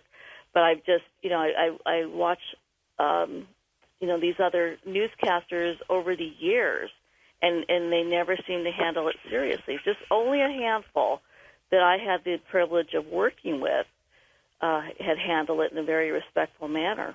So, but I agree with Travis. I agree with George Norrie and you, where, our government is never going to come out and admit that they've been lying. People will always ask me, what do you think? What do you think we're going to know the truth? And I just said, don't hold your breath. Really, it's going to happen. I mean, there may have to be a mass sighting all over the world. And then even when that happens, they may try to explain it away. Who knows? It's just it's just not disclosure. I know there's people that are working very hard for disclosure, but I just don't think it's going to happen. Well, we're on the same page on that. I don't think they would ever disclose. I think they've painted themselves into a corner with too many lies over the years. And as somebody told me one time, if it turns out to be true, people would go to jail, Right.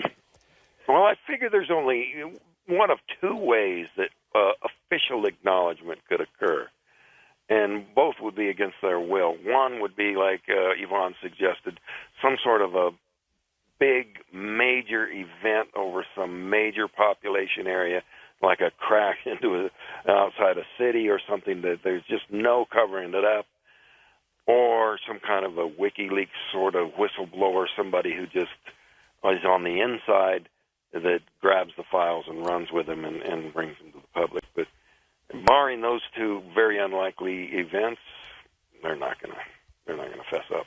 Yeah, I think even a WikiLeaks kind of thing, there have been whistleblowers who've come forward and talked about it. And, it's like people see it as the movie of the week or something. Well, that's interesting. Or they read the story and then go back to their lives because there are more pressing things in their lives than to think about this.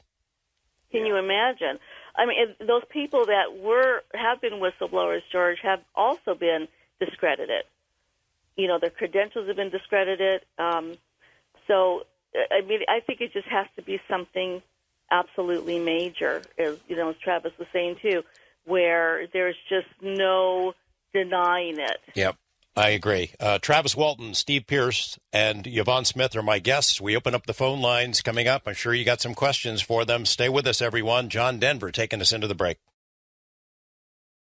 We're talking with Travis Walton, Yvonne Smith, and Steve Pierce about the night that lives changed and Travis's life, sort of his world turned upside down. Right after this, we go to the phone lines with your questions from my guests on Coast to Coast AM. Going to the phones, Pete in Pittsburgh on the East of the Rockies line. Good morning, Pete. What's on your mind? Yes, an honor to be on this radio program. I was just wondering what Travis thought of the movie The Fourth Kind. Personally, I had an experience very similar, being electrocuted in a way, multiple hands holding my body down against my will, and the feeling of helplessness, even after praying to God. I don't feel abducted, though. So The Fourth Kind, and that's all. Thank you. All right, Pete. Travis, I don't know if you've seen that movie or not.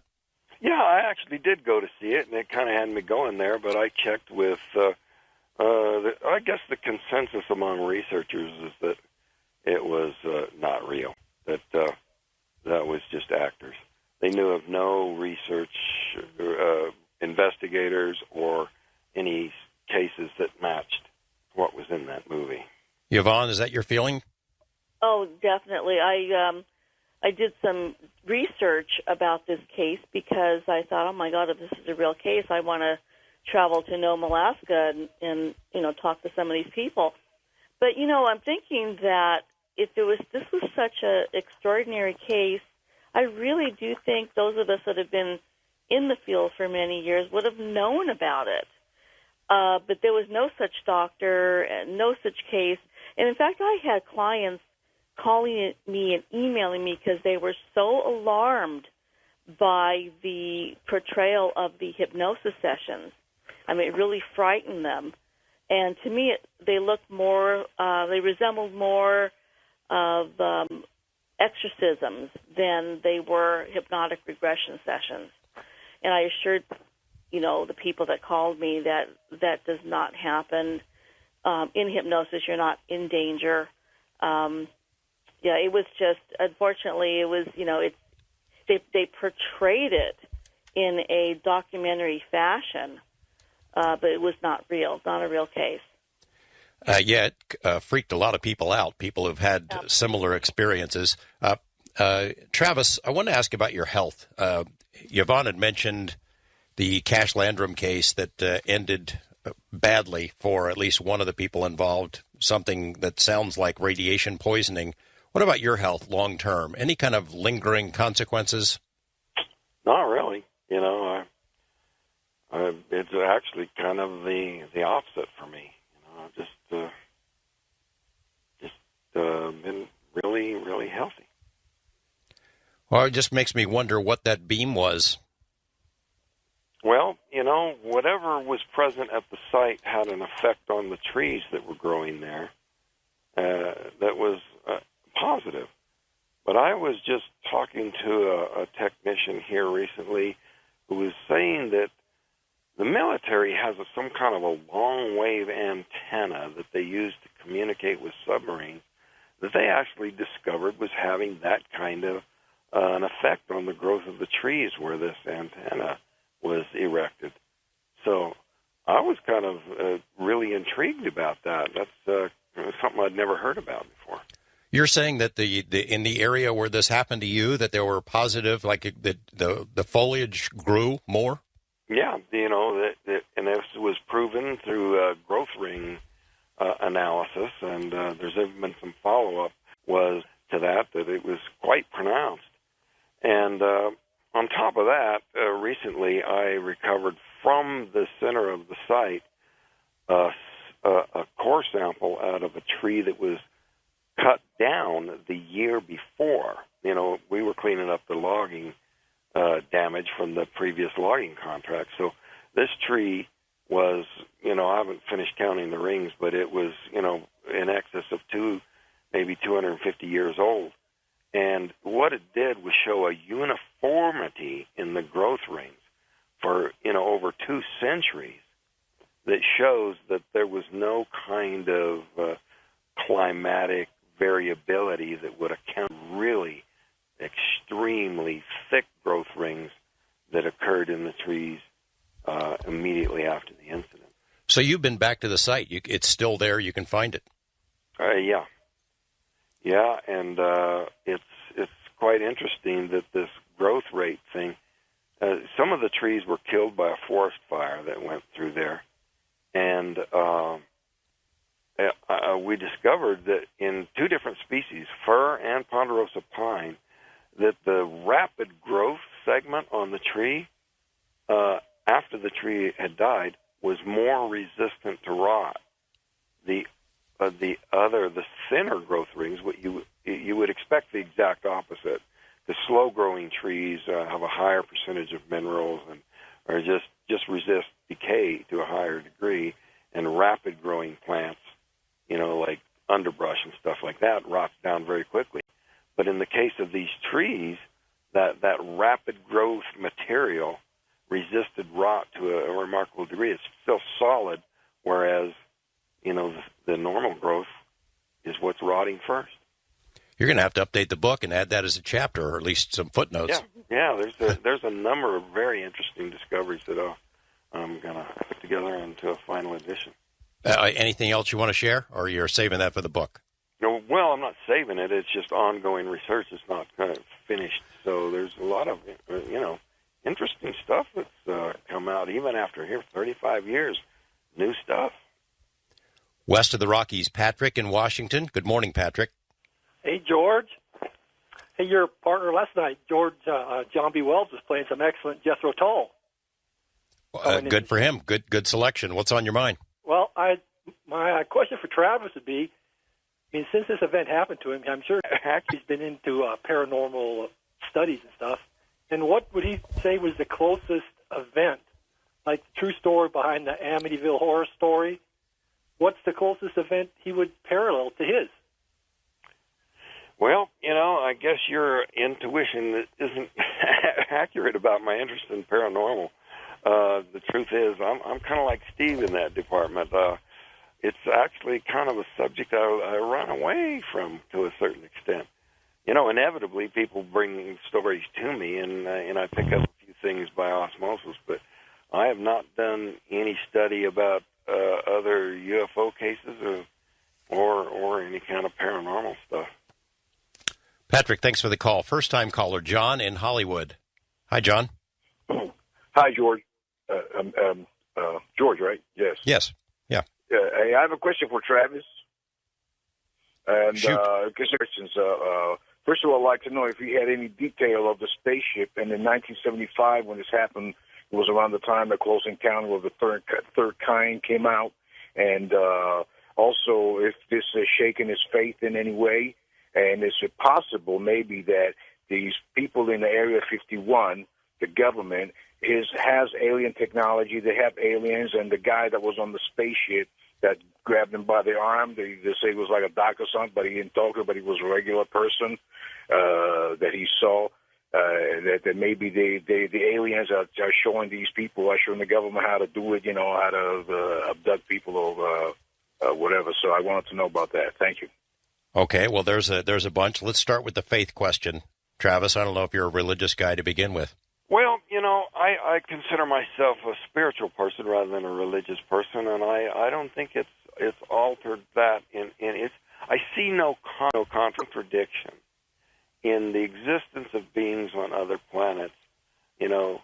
Whatever forces, beings that are overseeing the universe or perhaps created it, are just as capable of creating something somewhere else as it was here. And I just see no contradiction. And, I've been approached by people from a variety of religions. And,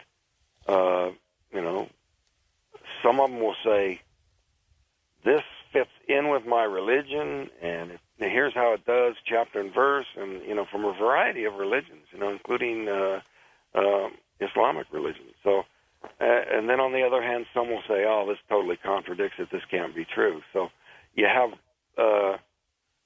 as many opinions as there are people. And, I've even joked that 7 billion people on the planet, so there's 7 billion religions. And I really don't see a contradiction between what happened to me and any sort of spiritual faith. One of the other parts that were raised by the caller is the idea that the saucer that you saw might have been influenced by movies. I think you sort of touched on this earlier, but you weren't really a big saucer movie buff in those days. This is something you saw on your own. I don't really understand the question, but well, I think he was implying that was around the same time and Close Encounters came out. I think Close Encounters came later, but that maybe you got the idea of what this saucer looked like from some movie you had seen. I think it would go the other way. Dr. Hynek, who invested my case, was a consultant on that movie. So, if anything, Hollywood is influenced by the real-life case. The other part of his question was about it being a military craft. Maybe this is one to ask Yvonne. The idea that our military cooperated with aliens, these so-called MyLabs, that military people participating in something like an abduction. Do you get those kind of stories? I get some, and I know I've spoken to people that feel that they have had these MyLab experiences. I mean, I really do not doubt that our military or the element of our government, whoever they are very interested in what experiencers go through. What information are they given? Why are they? What's the purpose for the medical experiments? I've been asked so many times by people, do I think that it's our government or our military performing all these abductions? And I say absolutely not, because it's on such a wide scale. It's worldwide. It's not just limited to the United States. I mean, this is worldwide, and we're getting reports from all over the world that are very similar in description and so forth. So, well, I've considered I think that they are interested. I'm sorry? I've considered the possibility that perhaps some of what is... Some, yes. I was just going to say that they are interested in what what these abductees go through, and or that they're trying to muddy the waters a little bit. Oh yeah, that could be too. Of course, let's throw another monkey wrench in. Well, it would be a handy cover story to cover up for some new sorts of craft they might have to blame it on the UFOs as a cover-up. And you see what's really difficult, too, George, is that this could also be when people describe seeing military, and I'm not saying this is absolute, but it could be another screen memory of the beings are put these memories in the abductees' minds to make them think that humans are there, the military's there, when in fact it's really the alien beings. So that makes it a little bit more difficult too to separate, all that's from fact and fiction. But no, I agree, Travis, is that I think it could be some people have had experiences with our own people. And okay. To me, George, that's unforgiving, because I think I could forgive the alien beings a little bit more because they have their agenda and we're still trying to figure it out. But if in fact our government and our military are performing some of these abductions or mind control or whatever they're doing, I think to me that's unforgivable. You mentioned about the agenda. Travis, you've had time to think about what that agenda is. I wonder, what the heck was that craft doing way out in the middle of nowhere? I mean, it wasn't like they were waiting for you guys, you and Steve and the other guys to come by. Well, some people think that's exactly what they were doing, but I kind of lend the idea that it was sort of an accidental encounter. But it was speculated that the tree growth was some sort of an accidental side effect of the beam or even the presence of the craft, but it's also possible that they themselves were doing some sort of agricultural experiment. Who knows? Yeah, who knows, exactly. Wildcard line, Ryan in Vancouver. Hi, Ryan. Yeah, hi, I'll keep this brief because I know you guys are coming up to a commercial break. I think you already explained the J.L. Hynek, because him with a little goatee and stroking it, in Close Encounters, like Jerome Clark or even Dr. J.L. Hynek. I know, I'm not sure whether you guys were interviewed by one of them, but I'm just wondering if you guys can answer maybe that, off the air. I'll just take the answer up there. You guys have a good night. I've spoken extensively with Dr. Hynek and Jerome Clark and Stan Freeman and a number of researchers. Even Linda Howe actually came to the actual site and gathered samples in connection with the accelerated growth. Did she conduct her own tests on them or have tests conducted? I think that she was acting on behalf of the lab, but I guess that's kind of an ongoing effort. Tell me this, Hynek, what was his attitude in the beginning? Because, he started out as sort of a skeptic. He was the skeptic for the Air Force. What was his attitude about you from the beginning? Well, initially he was a little bit ambivalent, and I think that partly had to do with his sort of competitive relationship with the Aerial Phenomena Research Organization, Carl and Jim Lorenzen. But, eventually he, took a stand and came down unequivocally in support of the case. He made statements to the media after visiting with me and my mother in Phoenix that Walton, quote, was not hoaxing. So, And Yvonne, you've had experiences with all of the major research organizations. You're kind of a student of the subject. You know that years ago, that the whole abduction scenario was not welcomed by UFO researchers. They were very comfortable seeing saucers in the sky, but didn't want them any closer. Oh, absolutely. I was talking about this to, a few years ago.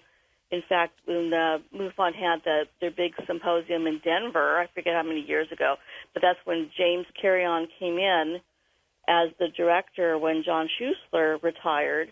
And that was the first thing when I sat down with him. I said, you're coming in, taking over this organization. And I said, like it or not, the abduction side of this phenomenon is very real, and it's very major.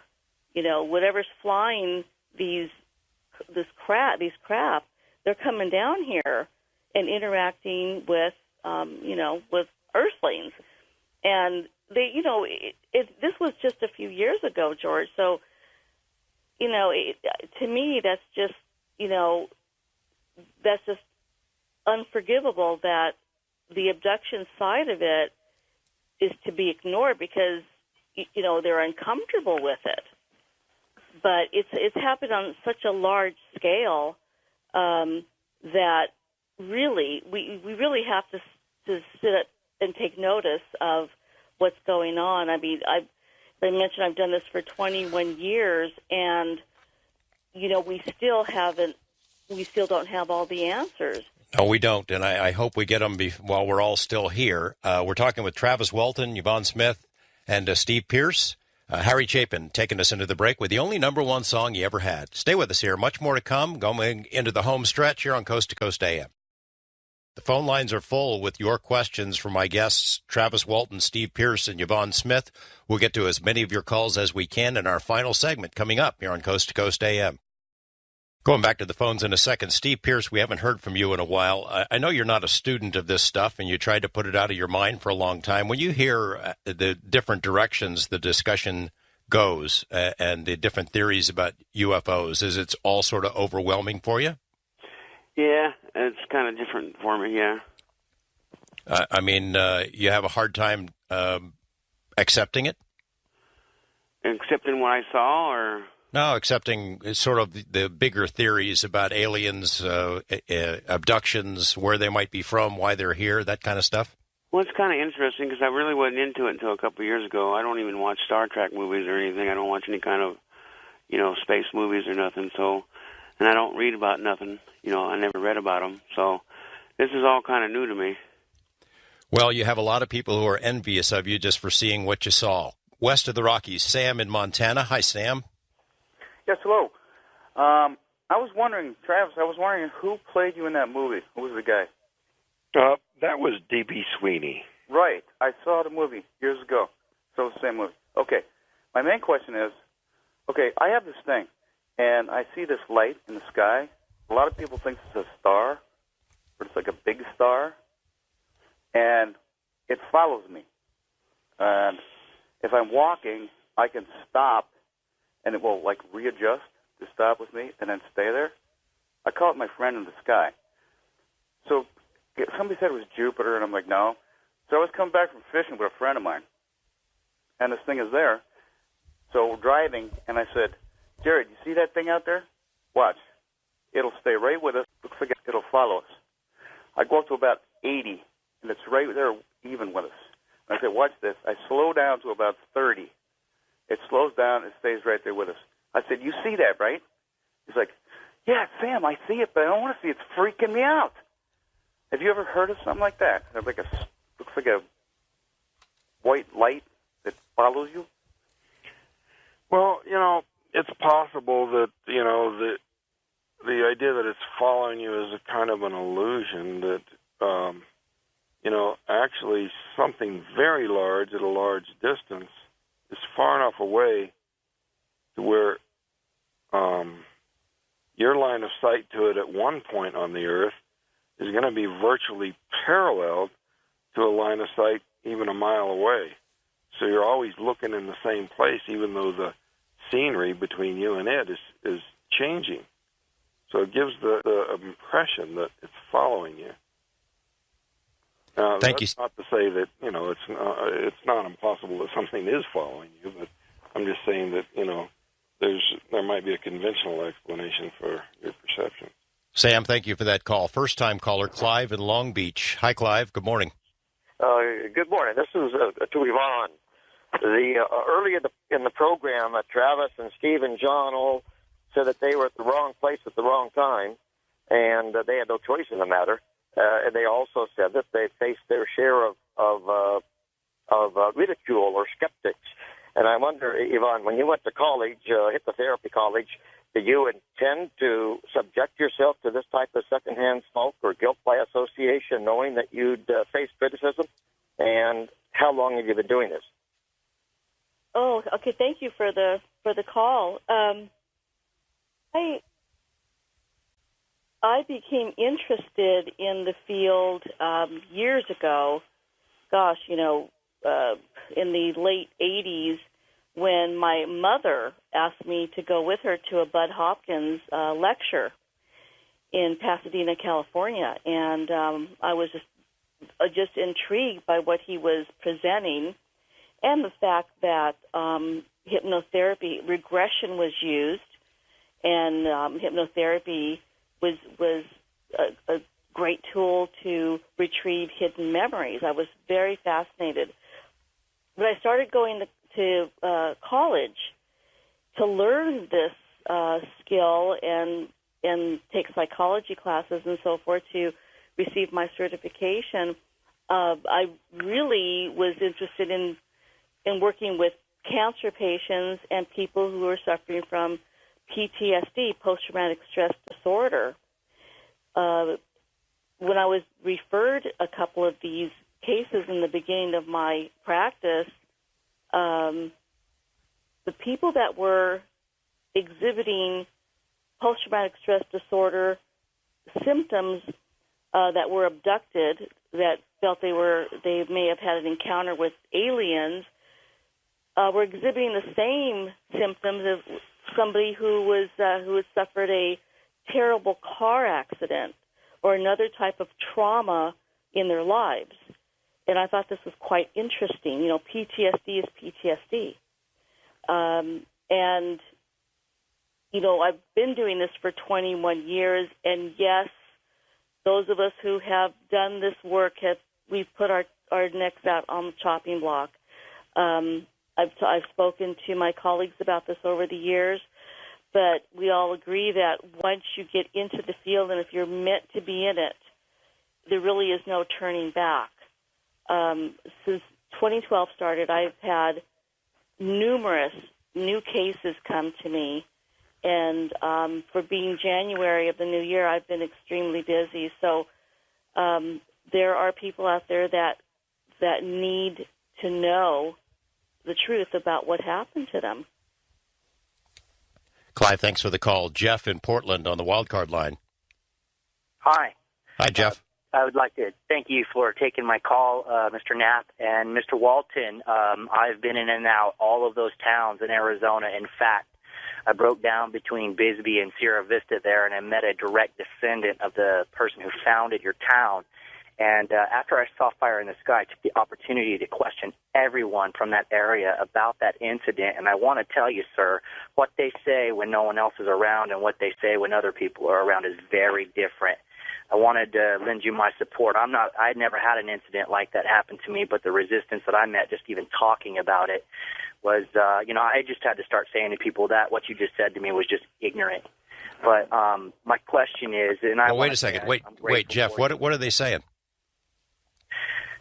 Around other people, I mean, there's I don't want to get into the religious thing, but there's a pre-approved answer for everything that happened in that area during the time. But when these people are alone, I mean, this man's last name was Flake that I was talking to that night. I looked him directly in the eye. Okay, I'm sorry. Directly in the eye, and he looked at me back, and I know that he knew. And I was a very young person when I discovered all of this, and I know that you encountered the resistance that you did. I want to thank you for what you did. I'm grateful for you because you've probably affected myself and scores of other young people who probably would have just dismissed this as foolishness. But my question for you, sir, is why? I mean, I personally would have been paralyzed with fear if I was in that truck and not ran under that thing. Why did you do that? Well, it's kind of hard to explain. It was just, something real impulsive. I do feel that I was acting under my own volition. But like I said, it's possible that if they're controlling your mind, they can make you think it was your idea. But still, I was just curious and assumed. I'm sorry to interrupt. I've literally waited like 2 decades to lend you my support and never ever thought this call would happen. But like I said, congratulations for not only making it through the hell that happened after that, but getting to this point. And thank you for taking my call, sir. Which Flake did you talk to? His name was... I don't know if I should mention that on the radio. That's probably not fair. But, there's hundreds of them. And there's thousands of them. His grandfather founded the town. Well, that could be all of them. There's a lot of them. There is an orthodoxy locally, and, people are afraid to be supportive, although privately they acknowledge. Look, I was in that car with him, and I know what he was looking in my face, and I know he was a religious man, but he knew what was up, and so did I. And, I just got the feeling that he accepted it totally, but had no understanding of it because it had nothing to do with what his life was. And that's what many young people that I encountered from that area are saying. They have these generic, broad, sweeping words that they use, weird or strange, whatever. It's just because they don't have the words to say what's on their mind. That's all. Jeff, thank you. Appreciate that. I guess he's making reference to the town as Snowflake, and it was founded by 2 families, right? The Snows and the Flakes. Yeah, true, and that's a family name. We even have a congressman with the last name of Flake who's also a descendant. And they were 2 cops that at the time that were named Flakes, too.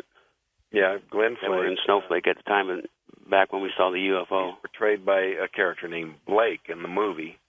And then the town marshal was Sanford Flake. So, it's one of the more common founding family names.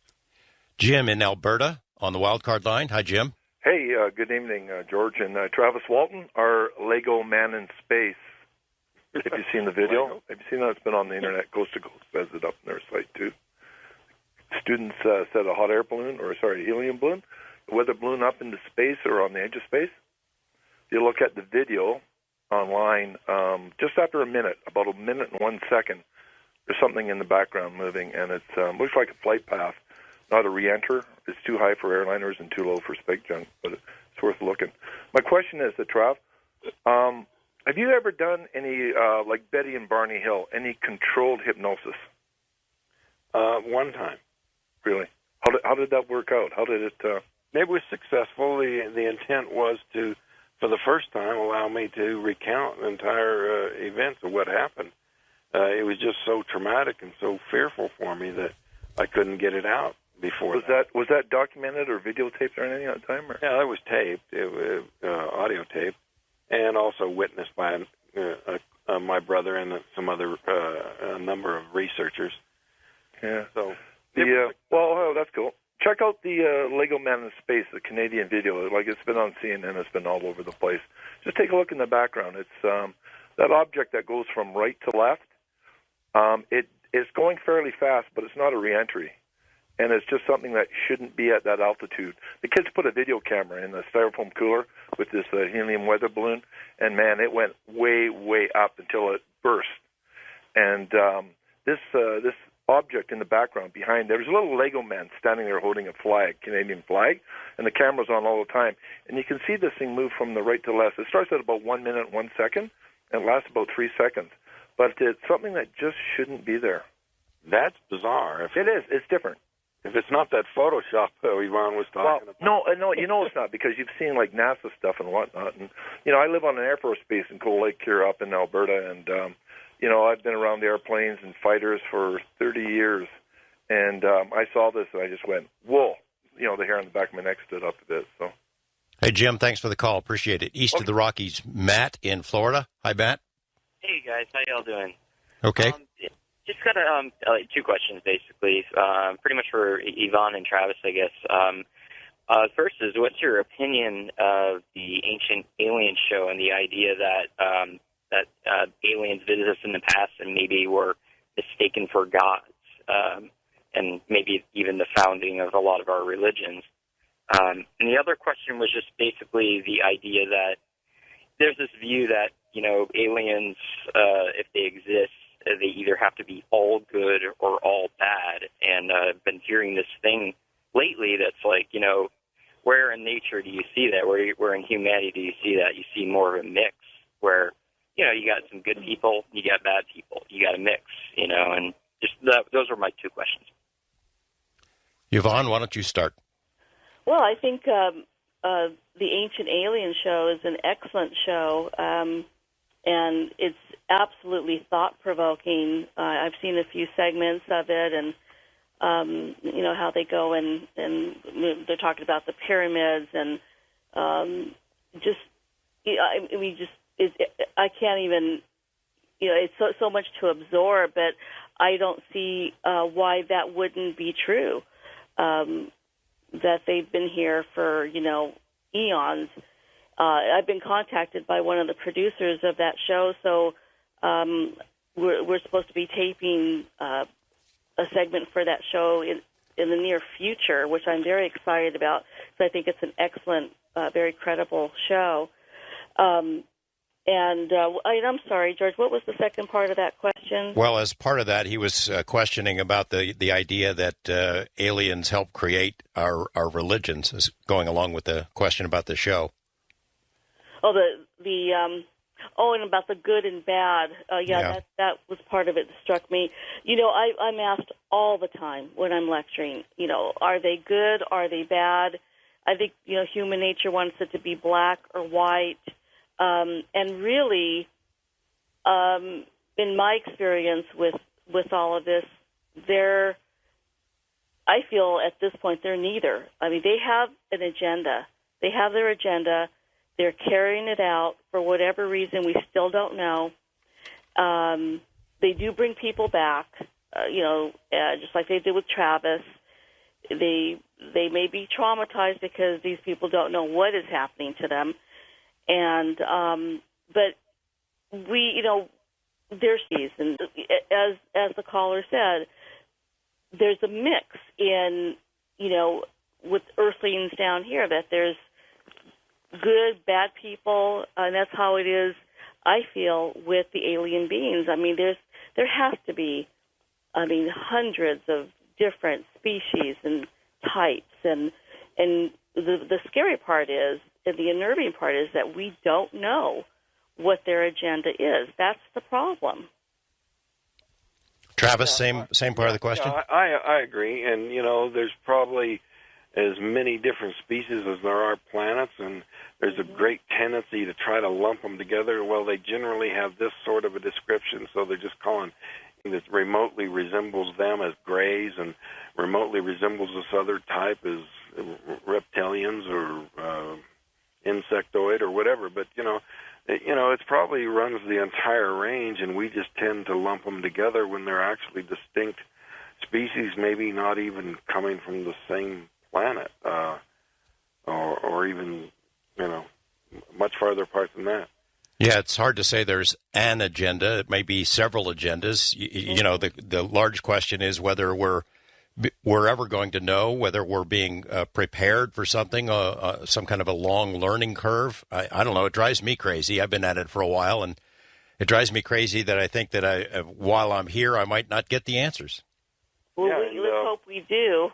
Whether they're good or not, from their perspective, they're all good. But from our perspective, I guess that depends on the degree to which their agenda, is friendly to what we would consider. We got about a minute left here, Travis. I know you have a new edition. It's a new edition of Fire in the Sky that's out? Yeah, it's a 2010 edition. It's updated, 26 pages longer than the earlier one, and that's available through my website, traviswalton.com. Well, we've got a link on our site as well, and it sounds like you've got enough material to maybe add some more stuff. Yeah, there's a lot of new things coming up. It's amazing. Well, I hope you'll come back and let us know if somebody bites about a new and improved version of the movie. Yeah, I got a feeling it's going to happen. Steve Pierce, I appreciate your patience and sticking with us and your candor in describing the events that happened to you. I hope it wasn't too bad for you.